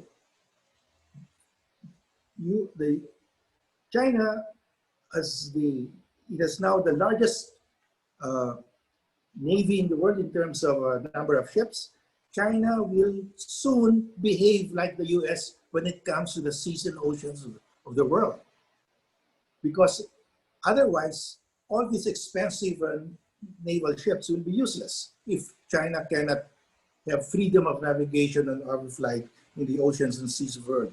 But China is saying, we are special. In the South China Sea, it's ours. There is no freedom of navigation and overflight there in the South China Sea in the same way that there is in the other seas. So China wants to be an exception, but we cannot allow that because allowing that means we lose our exclusive economic zone in the South China Sea. Thank you. Sorry, may I add something on that? Because just Yes, Richard. yeah, I mean, sorry, I just also saw that my article came out on the issue of Europe. I mean, again, yesterday we had conversation with Justice Carpy, and the idea that came out is that you're going to get some sort of compliance from China, but it's going to be staggered compliance. It's going to take time. And much also depends. I mean, this is very dialectical. China just doesn't just do things. It also looks at the reaction of other countries. And one very fascinating thing we are seeing right now is that European countries are also weighing whether they should get more involved in the South China Sea disputes in ways we have not seen before. So, for instance, last year we saw that the French were disinvited from the 70th anniversary of PLA, founding after a French frigate actually passed through the Taiwan Strait in its own version of a freedom of navigation operation. Just the other month, Germany, a country was extremely cautious and really puts a lot of emphasis on its economic relationship with China. They also released an Indo-Pacific strategy paper. And if you look at the paper, I mean, there's a translation of that, it's German, but if you translate it, there are parts where it talks about the problem of unilateralism. And the Germans have been also invoking the Philippine Arbitration Award to indirectly or directly question what China has been doing and to somehow try to justify a more a more expanded role for Germany beyond just economic engagement with this part of the world. Although of course Germany still doesn't have the blue water naval capability, but this is a formidable industrial power that can do something in this part of the world. And now the Brits, who have their new aircraft carrier coming on board, Queen Elizabeth aircraft carrier, they're also weighing the possibility of sending that more regularly to this part of the world. So you see, the Chinese want to make this look like this is US versus China. It's a great power rivalry. But the fact of the matter, as Justice Carvey pointed out, is that this is about international community and international law on one hand, and China's fake news claims and China's aggression, and yes, expansionism, creeping expansionism on the other hand. And it really matters that other European countries and major powers get involved, because this emphasizes and brings home the fact that this is an international issue and that China is an outlaw. They don't all have to be like United States to conduct in-your-face freedom of navigation operations within 12 nautical miles of China's occupied land features, but any form of assertion of freedom of navigation international law matters, because cumulatively, that will put more and more pressure on China to recalibrate its policy and internally strengthen the hands of more reformist or pragmatic elements in the Xi Jinping regime to say, sir, maybe we need to do a little bit of recalibration here. That's not yet happening, but that should be also one of our strategic purposes here, to put pressure on the hardliners and strengthen the more pragmatic elements within the Chinese regime. Hopefully there's still some left there. Thank you, Richard. Let me address some questions and try to merge the common questions here. There's one from Huawei P30 Lite and from Josephine Arias of the Office of the Solicitor General. They both mentioned that if you guys have watched the video of Justice Carpio, we have always mentioned Western documents. Are there Chinese or other documents prior to the coming of the Europeans that shows that we were a province of China? That's the first question. And from Ms. Arias of the OSG, she said that I totally agree with Justice Carpio that educating the people about our rights as a state, especially over the West Philippine Sea, is important because securing the land and our national territory should be everyone's concern. That was also addressed by Justice Carpio, the way the Chinese are being educated at a very young age on their territory and their supposed historical claim. So now the question to the educators is, so aside from the forum that we're having now, how and when do we start educating the Filipino people, especially the younger generation, about our issues on national territory? That's a question for the three of you, sirs. Since all of you are equally educators in your own right. Thank you for that question. I think we should make this part of the curriculum in our, from grade school to college, the history of the South China Sea. We have to educate our people. Otherwise, we will allow China to educate our people. We have to have a counter narrative, and that counter narrative must be based on law, must be based on history, and must be factual, because we have exposed already that the 9-dash line of China is totally fake. And this is a battle for the hearts and minds of the peoples of the world. And whatever you say, whatever you assert will be examined by all the scholars all over the world. That's why China now is in a dilemma, because scholars have gone over the 9-dash line and they're ridiculing the 9-dash line as fake. So China is now trying to say, oh, we have a fortia, but even the fortia is contrary to the ruling of the arbitral tribunal and has no historical basis also. So we must start educating our people on the South China Sea, on the West Philippine Sea, from grade school to college also.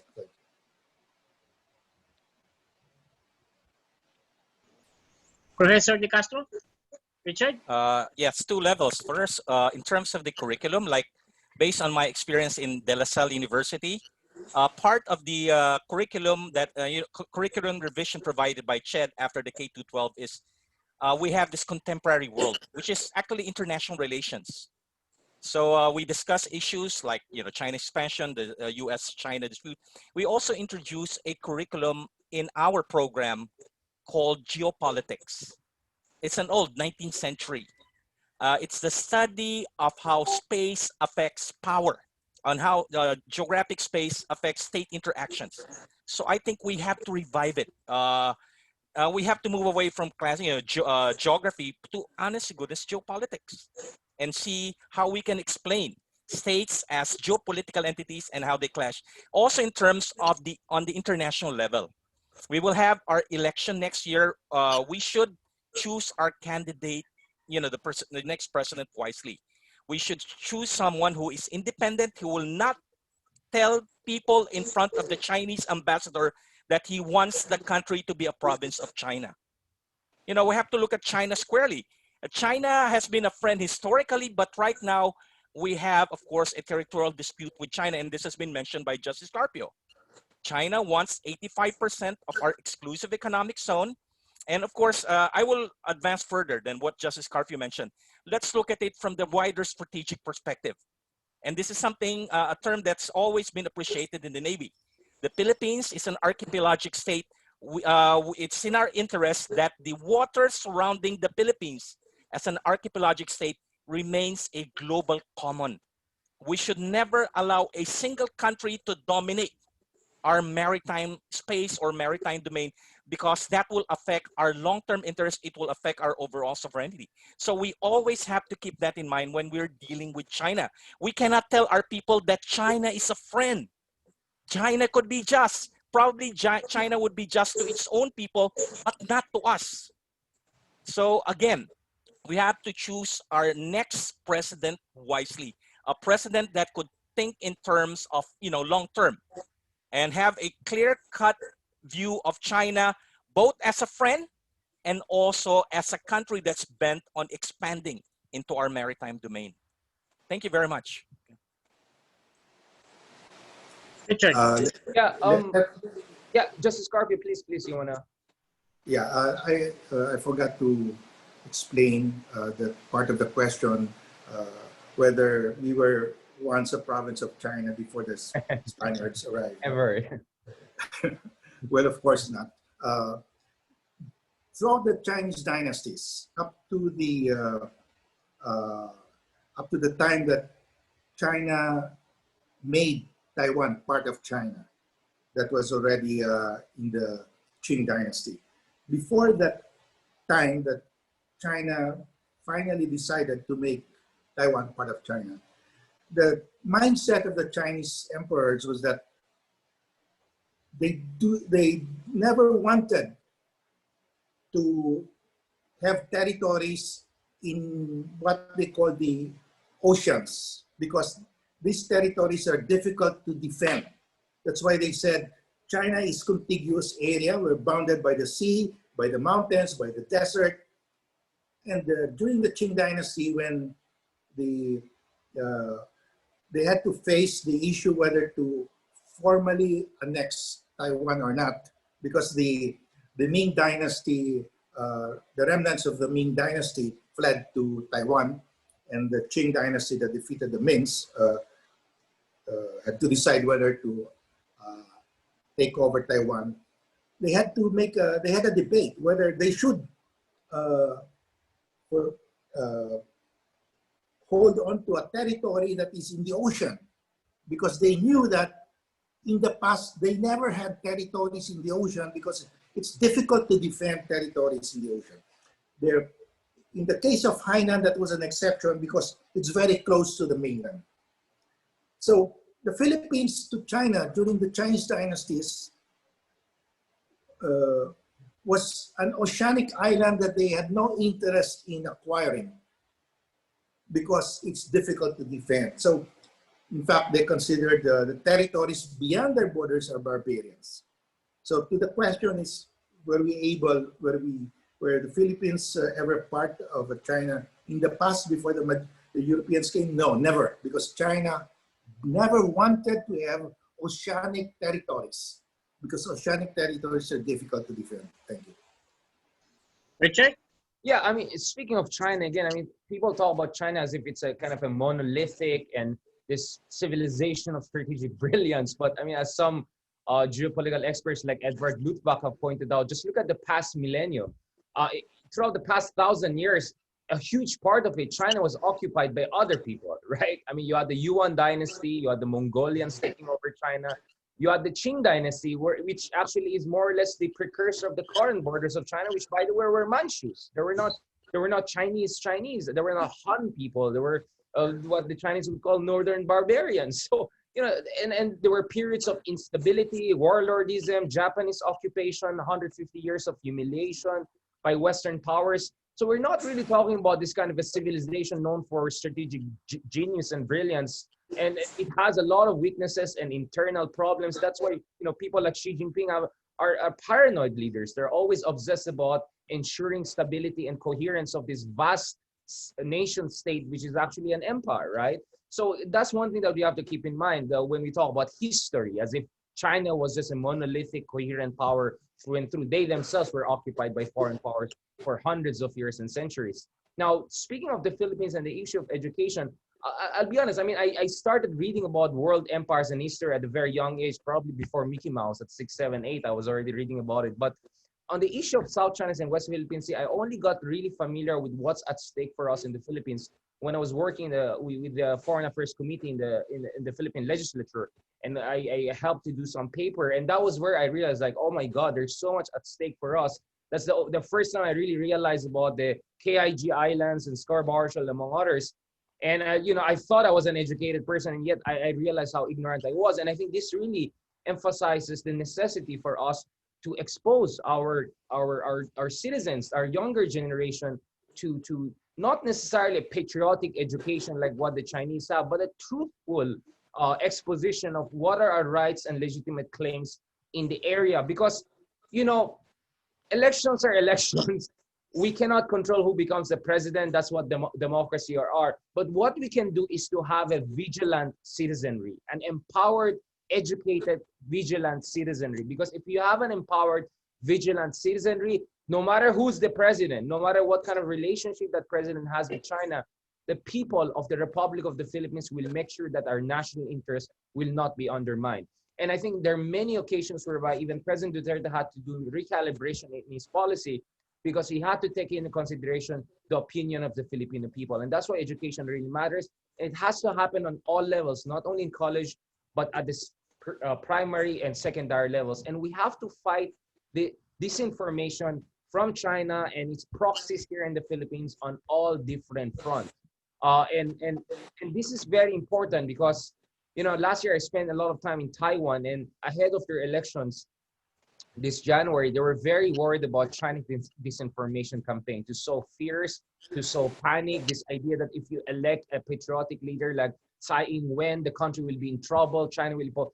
They fought back against that without undermining their civil liberties. They defended their democracy and its integrity through smart policies, anti-influence operations policies. Australia is already doing that against China. We should do that also in the Philippines. We should move on multiple fronts to fight against what experts call sharp power. So no longer are we talking about the hard power of military or soft power of economic influence and culture, but now we should also be worried about sharp power of major authoritarian regimes from Russia to China, who will try to influence our elections, who will try to sow divisions in our country and sow confusion. And we cannot do that. And I think the last thing I want to say here is that we need to make sure that our people understand that we have an agency. We are not a small country. For heaven's sake, we're one of the 20 largest countries in terms of population. I hate it whenever I hear small countries. We're not a small country. We have a GDP that is approaching $400 billion. We are legitimately a middle power in the making, if not already a middle power by some studies I've seen. So I hate it when people say we're a small power. We're not. We're almost a middle power. And as a middle power or emerging middle power, we should act as one. And one thing we have to have is informed and educated and citizenry that makes sure that no president, no leader will kowtow to China. Thank you, Richard. I will merge two questions from the finance sector. Oh, yeah. Just one. In the last article of the late Dr. Eileen Babiera, she mentioned that the Philippines is already a middle power. Exactly. Yeah, came out in the East Asian Forum. So Yeah, she already categorized the that, Philippines as a middle power. So again, we have to move away from that notion that the Philippines is a small power. We're already a middle power, you know, but without the comprehensive military capability at this point in time. Yet. Thank you.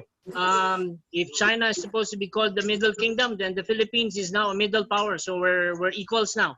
Good, that's So good. let's go to let's now go to the question of the finance sector from Attorney Agabin and Director Dolat of the Bangko Sentral of the Philippines.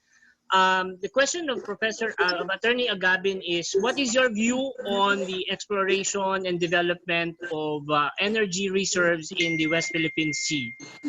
Is there an allowable or acceptable framework from your end to undertake this together with China? And from Director Dolat, she was asking on the impact of the billions of infrastructure projects being undertaken by China.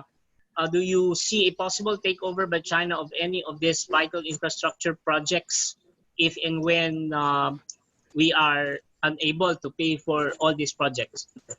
The panel, please.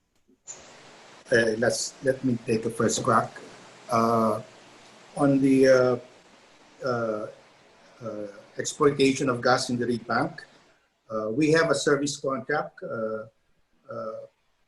which we can sign with any country, with any foreign company, because in that service contract, it says there clearly that the oil and gas belongs to the Philippine state. So that's why I have personally said we can have a joint cooperation with China if China will follow the service contract vehicle. China, through its China National Offshore Oil Company, can be a service contractor. And that's fine. And that's great for us because we have here a Chinese state-owned company acknowledging that we own the gas in the South China Sea within our EEZ, particularly in the Reed Bank. So yes, we can deal with China, with the China National Offshore Company, if they agree to come in as a service contractor. And the MOU that we signed with China on joint cooperation to explore gas and oil in the South China Sea, in the West Philippine Sea, and the terms of reference that was signed after that are in accordance with this service contract structure. That's why I supported it. But we cannot have any other joint development with China because joint development implies joint ownership. So I don't call it joint development, I call it joint cooperation under the service contract structure. And so far, China has agreed. That's why I see this as a light at the end of the tunnel. But unfortunately, COVID intervened and we did not have the third meeting with China to finalize the third phase of, that means the Sinuk and Forum Energy will be doing the talking. It looks like China might be changing its mind because of the COVID crisis. They think that they can take advantage of this crisis. So I really don't know if China still wants to proceed. But if it proceeds, I will support that, provided it's under the service contract structure. On the second question on whether we are in danger of losing the gas in Reed Bank if we do not pay China, well, that has happened to many countries. And in our contract with for all these loans, there's a clause there that practically saying that all commercial assets of the Philippine government will answer for the loan if the loan is not paid. And the gas in Reed Bank is a commercial asset. It's not like an asset of the military or an embassy building, which is not subject to forfeiture or subject to foreclosure. The gas in Reed Bank is a commercial asset subject to foreclosure. And we have made our gas in the Reed Bank as a collateral in these loans with China. That's why I said we don't have to do that because other countries are offering loans without those conditions. And the loans from Japan are even cheaper. The interest rate is 0.05%, while China does not go below 3%. between 3 and 4%. It's very high. These are commercial rates. The one of China, of Japan, are developmental rates. So that's my answer to the question. Thank you. Okay, just my comment. First one regarding joint development. As of course offered by China, I think one major obstacle regarding China's offer of joint development, of course, Justice Carpio mentioned a different thing, the contract, but this as formulated by the Chinese. Before you go into a negotiation with China regarding joint development, you have to accept the Chinese position that their claim over the South China Sea is undisputable. Then after that, you start your negotiation. So it's a very attractive proposal, but nobody has bitten that bait. Second point regarding the billions of dollars, it's a myth. We discussed this yesterday regarding the supposed to be China's funding of the build program of the government under the Belt and Road Initiative. When President Duterte went to China in October 2016, it was announced in the newspaper that he got about $24 billion worth of investment to fund the infrastructure programs of the Philippine government build program. There's only one project that has been signed. It's not yet been implemented. That's the Kaliwa Dam, amounting to less than 165 million. In a study made by Albin Kamba of the Johns Hopkins University, he said that almost 16 billions of the money that China promised had been either canceled or renegotiated. So yesterday we were discussing it that China reneged in a way regarding its promise of billions of dollars to fund the government's build program. So there's no billions of dollars worth of infrastructure project. You only have the Kaliwa Dam that's not yet being implemented, and 2 grants in terms of the 2 bridges that are being constructed across the Pasig River. Richard?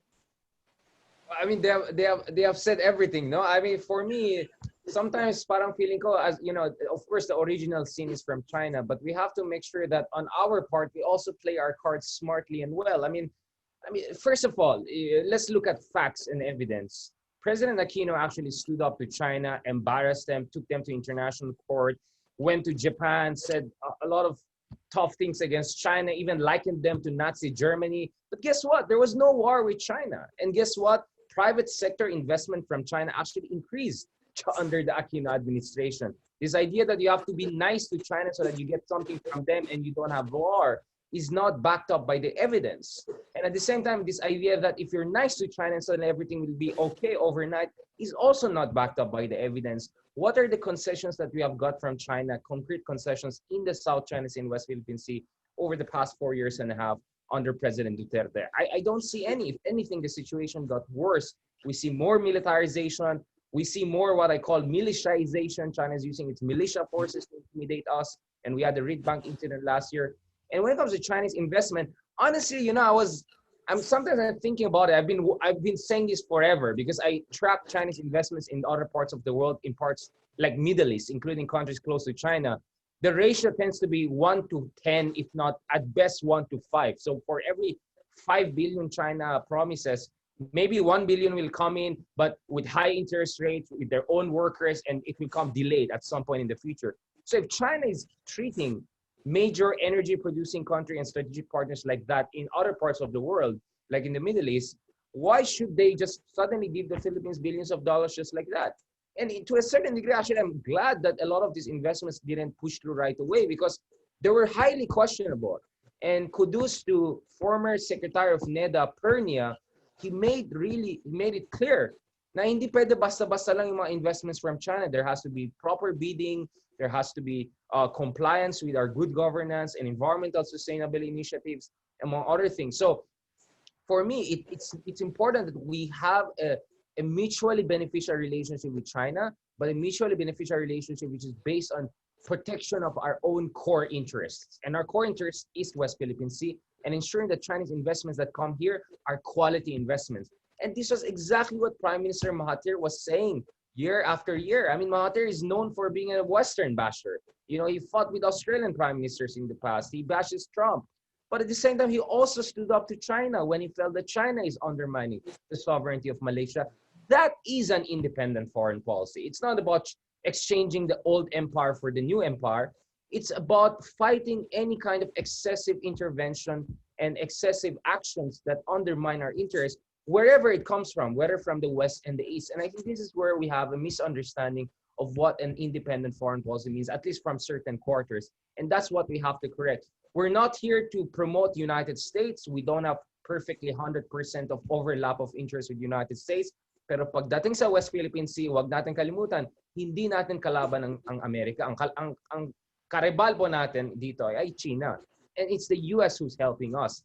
So for someone to say na wala tayong wala tayong masabi dyan, let just US and China do what they're doing in the international high waters, that's highly questionable, because US is doing what we cannot do on our own, and US is doing what we should have been doing for our own in the West Philippine Sea. So this is where I think we also have to have a proper, intelligent discussion on what an independent foreign policy is. I don't know, President Duterte, he has a very thin background in foreign policy. I mean, no offense to the guy. Maybe he was a great guy as a local government unit mayor, but, you know, international affairs is a completely different picture. And I'm not sure he's getting the kind of best advice sometimes. And how I wish President Duterte was more open to advice about how to deal with a very complex picture. But anyways, that's a completely different topic. Maybe we can have a different presentation on that. But what I'm saying here is this is not true independent foreign policy, to be nice to China and then suddenly to kick out the Western or Americans and all. We have to check any kind of abuses wherever it comes from, East or West. And kaya natin yan. Many other countries, small countries, weaker countries than us were able to do it. Why shouldn't we be able to do it also? But we also have to believe in our own sense of agency. Thank you, Richard. This is a question on public international law that I've seen in the chat box, and it's a very common question among the participants. Justice Carpio, or eventually our two reactors, is there a way where we can legislate or have a legislated strategy to be able to actually enforce the arbitral award, or even fight it out with China as far as the territories are concerned? Can we legislate? Well, of course, we can pass all the laws. In fact, we have passed the law already. We said in Republic Act 1920 the latest amendment to our base science law, that Scarborough Shoal is part of Philippine territory under a regime of islands, and the Calayan Island Group will now be under a regime of islands, which complies with UNCLOS, by the way, in terms of maritime entitlements. But of course, China will not honor that. The question really is, how do we enforce the arbitral ruling? Because that ruling comes from a tribunal created by a convention to which China was a party, or is still a party. So that has greater significance than ordinary legislation of the Philippines, like Republic Act 1920, to which, of course, China will say, we're not bound by that. But they are bound by UNCLOS because they are a party to UNCLOS, and we should use the ruling. And how do we expand from that? How do we fortify the ruling? As I said, there are many ways. We enter into a convention with Vietnam, Malaysia. We can join the freedom of navigation operations. We can file an extended continental shelf claim. There's so many ways of doing that by using international law. But there's no more, we cannot fortify it further by having domestic legislation, because we've done that already. What we need is political will. Instead of new laws from Congress, we need political will from the topmost executive of the land, from the president, to do those things, to fortify the arbitral ruling by filing an extended continental shelf claim in the South China Sea, by entering into a sea boundary agreement with Vietnam, Malaysia, Brunei, and Indonesia, by entering into convention with all the coastal states uh, in the South China Sea and with the naval powers of the world on how they can conduct freedom of navigation operations in the South China Sea, considering that in the Spratlys there are no islands that generate exclusive economic zones. So that's my answer to that question. Thank you. Thank you, Justice. Richard? Professor De Castro? No? Okay. I think we have a question from Colonel Alves. Colonel Alves, are you there? Yes, sir. I'm here, sir. Yes, please ask your questions, Colonel. Yes, sir. Sir, good morning, sir. I'm Lieutenant Colonel Alves, sir, a CGSC student, sir. Sir, the issue on China's claim of Bao de Masinloc, sir, has become a narrative battle, sir, as you said, sir. Do you think that we made a mistake, sir, when we accepted early on, sir, noong 2012, sir, na we were wrong for using a gray ship in apprehending Chinese fishermen for violating environmental fishing laws, and considering, sir, that the reality, sir, is that our Philippine Navy, sir, was deputized to perform such duties, sir. So, sir, with that, sir, do you think by correcting the narrative, sir, balik lang natin sa tamang narrative, sir, na that the Philippine Navy was right in the first place by apprehending the Chinese fishermen, sir? Would it change the picture, sir? Would it be in our favor legally? That's my question, sir. I can address that because I was with the NSC during that time. We have been doing it. This was not the first time when we use a gray ship. In fact, we've been doing it, I think, as early as during the time of President Macapagal Arroyo, around March 2001. We did it. We arrested, the Philippine Navy at the time arrested about 10 Chinese fishing vessels, and there was no reaction from China. And this was also happening during the late 1990s, when you even have, I still remember, one Philippine Navy ship colliding with a Chinese fishing vessel, and the one, I think the captain of that Chinese fishing vessel fell from the ship and drowned. I think the commander of that Philippine Navy ship was a former senator, right, from the Navy. So we've been doing it. What was surprising then was at that time, by 2012, the Chinese were prepared. In a matter of 8 hours, they have already the two ships from the Chinese Maritime Surveillance Unit that interceded between our fishing vessels and, of course, at that time we used the BRP, Gregorio del Pilar. So we were taken aback. At that time, China was already showing to us what you have been doing in the past cannot happen again. Of course, at that time, we could not deploy the Coast Guard because the Coast Guard was only formed around 2010. So that was the narrative we had. We had to do it out of necessity. But what the Chinese has basically done is they painted us as the aggressor because we're using gray ships against their fishing vessels. Of course, we have to do an explanation that we have to do it out of necessity.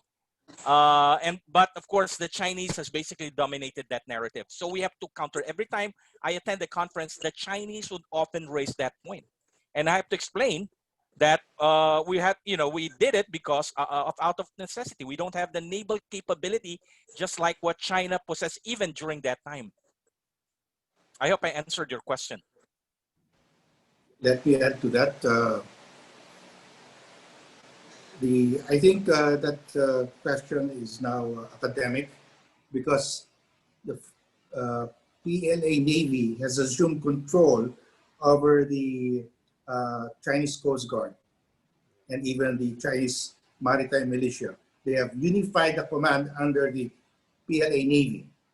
So unlike before where the Chinese Coast Guard was under civilian authority, the Chinese Coast Guard now is part of the chain of command of the PLA Navy.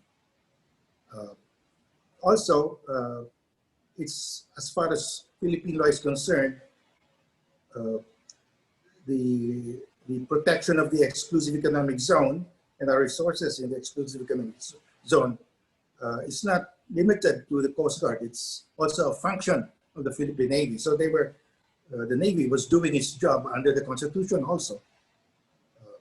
But China tried to take advantage of that by saying, why are you using the Navy? We're using our Coast Guard.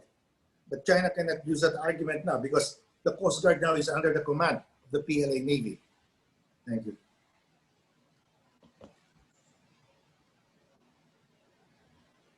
Just an addition, that's why you have the change in the U.S. naval strategy right now. They would treat the Coast Guard as they're treating ships of the People's Liberation Army's Navy, in recognition of the fact that, you know, what Justice Carpio mentioned, the Chinese Coast Guard is now under the command of the People's Liberation Army's Navy. Professor De Castro, there's a question here. What is your position on legislating our national security strategies? No, the national security strategy would still have to be formulated by the National Security Council. What we need to legislate is a National Security Act, similar to what the United States did in 1947. We have a National Security Council, but it's created on the basis of an executive order. What we need is a National Security Act that would create a law creating a National Security Council that has to come out with a national security policy and a national security strategy, probably every 3 years or after an administration. That's what we need. Not it's not the job of the Congress to legislate a national security strategy. That's the task of the National Security Council. But our National Security Council is not created by a law. It's created by an executive order. So what Congress needs is to come out with a National Security Act creating a legislation creating the National Security Council. So the National Security Council will have to come out with a national security strategy and policy, depending, of course, on the mandate that will be given to it by Congress. I hope I answered that question. Thank you, Professor De Castro. Miko, Galang, Mr. Galang, are you there? I think you have a question, Miko. Good morning, sirs. For Justice, thank you very much, sir, for your lecture. Sir, if Manila brings the issue of the South China Sea to the UN General Assembly, what are the chances that the Philippines could gather enough support, given that China has political, diplomatic, and economic clout to sway many UN members to its favor? How can Manila persuade other UN members to support its claim? Thank you very much, sir. Well, we have to look at the example of Nicaragua. When Nicaragua won in the International Court of Justice against the US, and the US refused to comply with the ruling of the International Court of Justice, Nicaragua brought the issue to the UN General Assembly. Of course, just to put pressure on the US, because the vote in the UN General Assembly is will not result in a obligation on the part of the US, mandatory duty on the part of the US, because that's the duty of the Security Council. But it's pressure on the US from world opinion. So Nicaragua sponsored a resolution before the UN General Assembly and won. At the end, after 2 votings, only one country sided with the United States, Israel. All the rest of the world voted with Nicaragua or abstained, and the result was the resolution was approved that the US must comply with the ruling of the International Court of Justice. And yet, the US, even at that time, was the greatest economic and military power in the world. It was the biggest dispenser of economic aid in the world in the 1970s. This was in the 1970s. Now, when we go to the UN General Assembly, we have the support of the US, all those countries that are undertaking freedom of navigation operations in the South China Sea, the US, Australia, Japan, UK, France, Canada, India, they will support us, of course. And the EU came out with a ruling, with a statement after the arbitral ruling came out on July 12, 2016. The EU said the parties must comply with the ruling. Although we wanted a stronger statement, but that was blocked by Greece. But the ruling still, the statement still said the parties must comply with the arbitral ruling. So, and of course, Greece now probably regretted their action, because Greece now is invoking UNCLOS because Turkey is grabbing the exclusive economic zone of Greece in the Aegean Sea, because all the islands there are almost totally owned by Greece, very close, just 2 kilometers from the coastline of Turkey. And Greece now is saying, let's preserve, let's follow UNCLOS. At that time, in July of 2016, they wanted to get investments from China. So they were very lukewarm in supporting us. But countries now realize that you have to protect, you have to preserve UNCLOS, because that is your protection against a bigger naval power. And the majority of the coastal states are small countries. And they're always afraid that their bigger neighbor will seize their exclusive economic zone. So I think we will get a majority for sure at the UN General Assembly. But it's not just a question of asking a vote right away. We will campaign. And this is part of diplomacy. It is the task of the DFA to campaign. We already have a big chunk of countries supporting us. The EU, the G7, India, Japan, Australia, they are very supportive. You have the 4 ASEAN coastal states who are prejudiced by the same 9-dash line. Vietnam, Malaysia, Brunei, Indonesia. They will, of course, support us, because that's the way they can fight China. So we should not say that we will lose. Let's count. And I think we will get a majority at the very least. Even the Pacific Island countries that are borrowing from China, at the end of the day, they have to rely on UNCLOS to protect their vast exclusive economic zones. They're tiny states with tiny habitable islands with huge exclusive economic zones, but they don't have the naval might to protect their exclusive economic zone. They have only the rule of law to protect. So they will, at the end of the day, think of their own national interest, even if China will offer them loans. So I think it is the duty of the Philippine government to campaign among all the countries of the world to support us when we file that resolution. But it's not going to happen right away when we file just the voting. We will campaign, and we will ask our allies to support us. Thank you. Professor De Castro, Richard? Professor De Castro maybe first, and then I'll just... No comment, no comment. Yeah, okay. Richard then.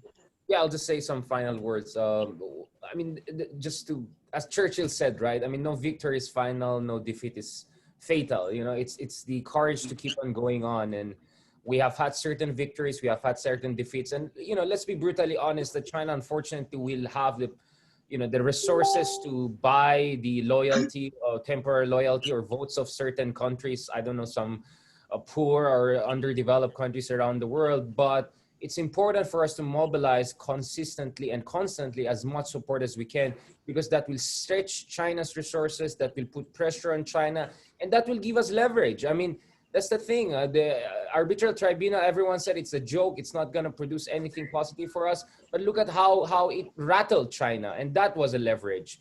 This UN General Assembly is creating a lot of negative response in China because they know that they're vulnerable to criticism and isolation on that. And as I always said, yes, China is an expansionist power, not necessarily a la pre-Cold War era, but is an expansionist power that wants to be accepted as an authoritative leader. And that's also their weakness. That's where we can hurt them.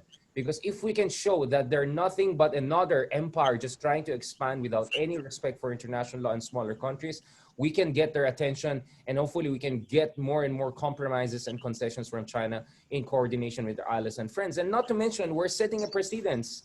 You know, what we achieved under our arbitration award, it was unprecedented. And that has provided a template for other smaller and medium-sized countries to also fight. Maybe Greece and other countries were disappointing in the past, but I'm sure they have learned a thing or two also from us fighting for our rights in spite of all the odds against us. So I think we have had great achievements in the past few years. We have had also setbacks, but it's the courage to keep on continuing. And this, as you know, Justice Carpias correctly pointed out, this is an intergenerational struggle.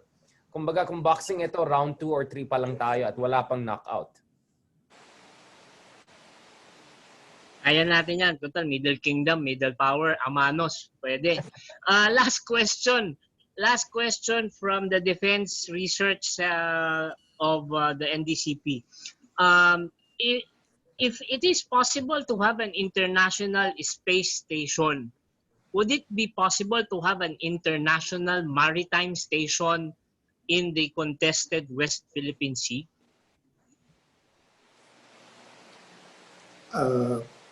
I would recommend that the coastal states involved in the dispute should just declare the Spratlys as a marine protected area. I think that's more relevant than declaring or having a station, a navigational station.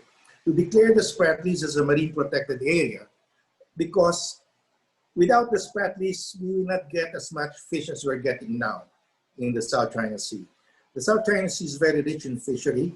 It accounts for 12% of the total world annual fish catch, although it occupies only about 3.5% of the ocean surface of the world. But it's very rich in fishery because of the Spratlys, because the Spratlys are a collection of atoll reefs, and it is in the atoll reefs where the fish breed, where they spawn. And the egg and larvae of the fish that spawn in the Spratlys are carried by currents to the coast of Vietnam, to the coast of China, coast of Luzon, coast of Palawan, Malaysia, and Natuna Islands. So everyone has an interest in maintaining the Spratlys as a breeding ground of fish. And who will benefit the most? China. Because China is now taking more than 50% of the annual fish catch in the South China Sea, and this is growing. And if we preserve the Spratlys, we preserve the fish in the South China Sea, and that will benefit immensely China. So China is the #1 beneficiary. So if we declare the Spratlys as a marine protected area, we suspend the territorial dispute, let's say for 50 to 100 years. Let's just maintain it as a marine protected area. And that will lessen the tension, lessen the dispute. We can have a co-management of the marine protected area. And this has actually been done.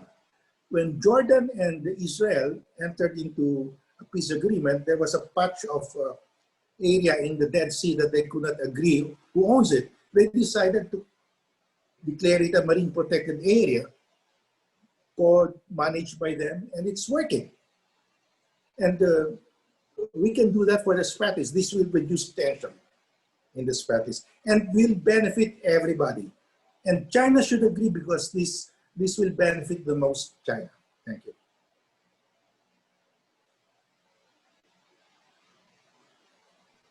Gentlemen?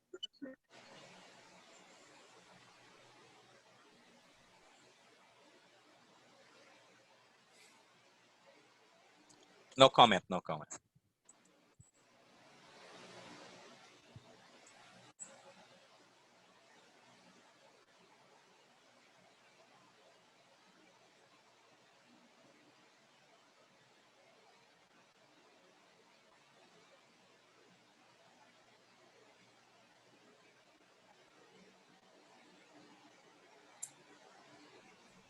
May we now invite the President of the National Defense College of the Philippines Alumni Association Incorporated, Brigadier General Benjamin I. Espiritu, Philippine Navy Marines, PhD, MNSA, for his closing remarks.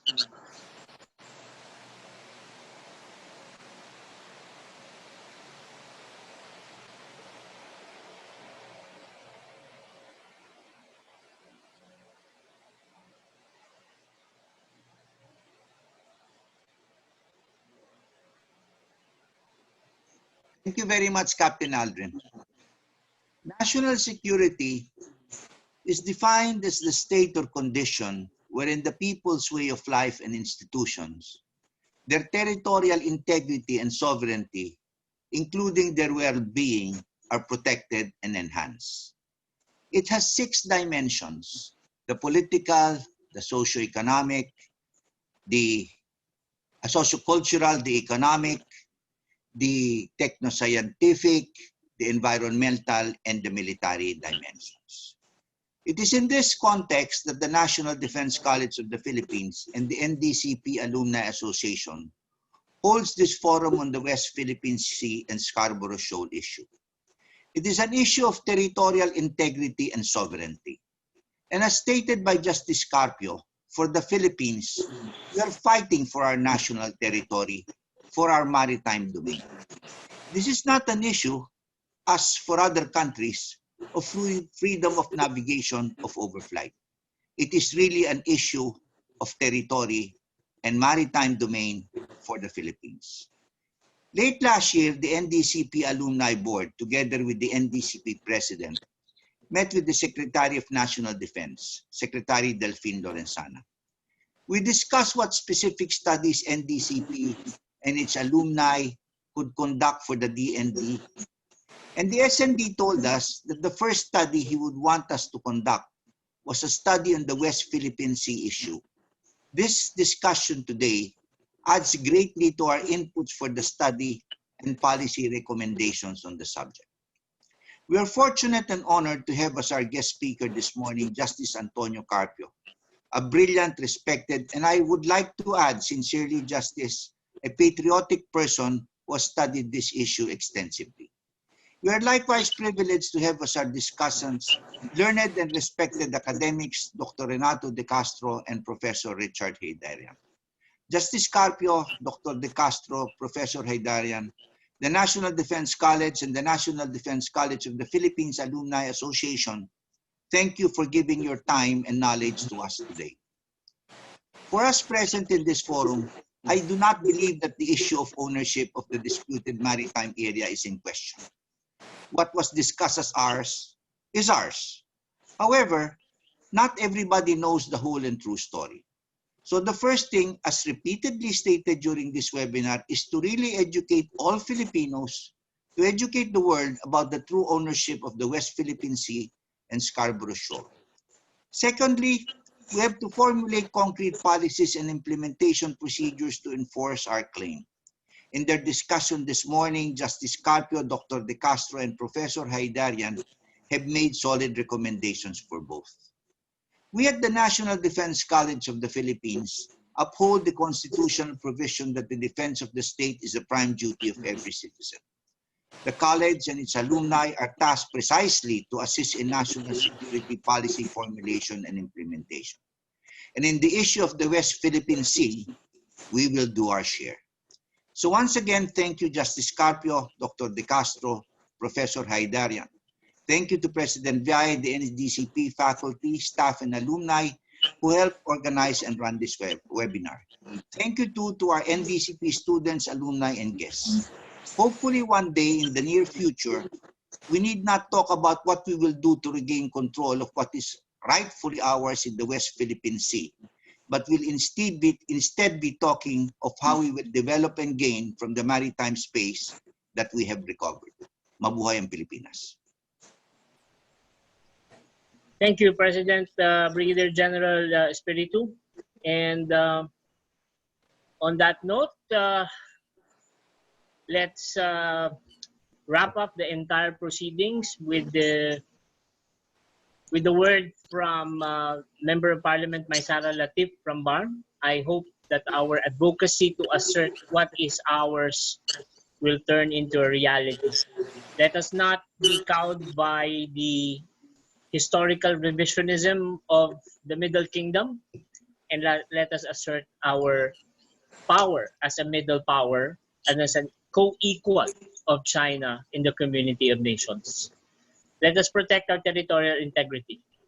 Mabuhay ang Pilipinas. And on that note, may I request the technical the secretariat to authorize our participants to turn on their videos so we can take a class picture, so to speak, from this as a commemoration of this forum on the West Philippine Sea. Kindly turn on your cameras or your videos, please. Thank you.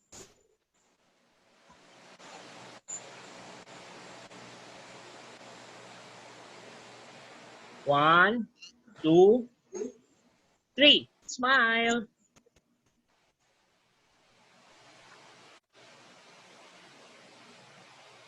Again, one, two, three. Okay, thank you, ladies and gentlemen. We hope to see you in our next webinar.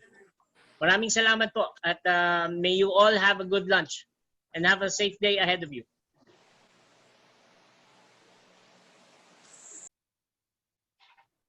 Thank you, sir. Thank Thank you, you, sir. sir. Thank you, sirs, ma'am. Have a good day. Thank you.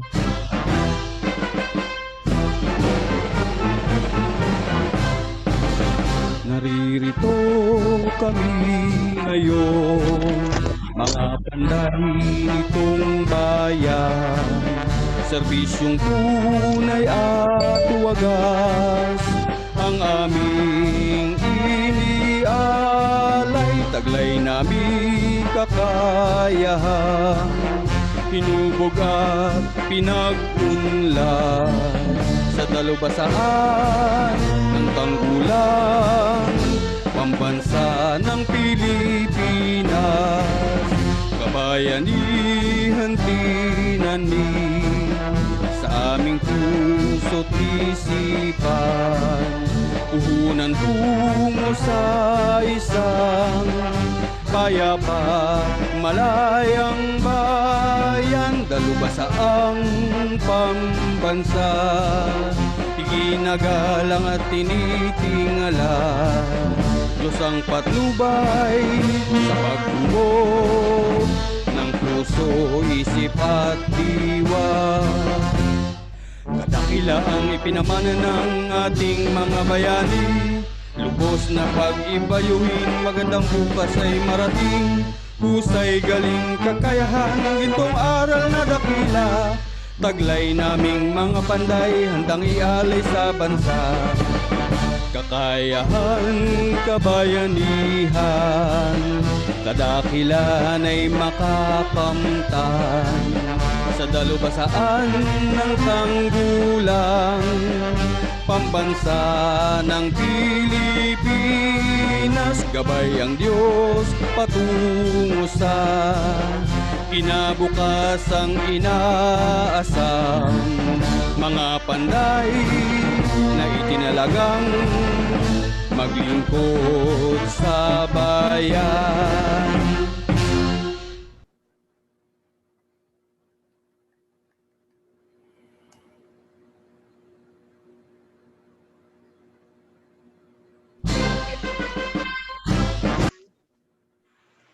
Thank you, everyone. Have a Thanks, good day. ma'am. Bita na naman. Thank you, Chief Atum. Thank you, Yeah. Grace. I will have it more. I will have more. Yeah, more. Bitin tayo eh. Ano yung gustong... Thanks, Ma'am Elma. Salamat po. Sir? Thank you, everyone. Yes, si Ma'am Elma ang nag-follow up kay Justice Carpio. Si Sir. Iba lang pwede ka.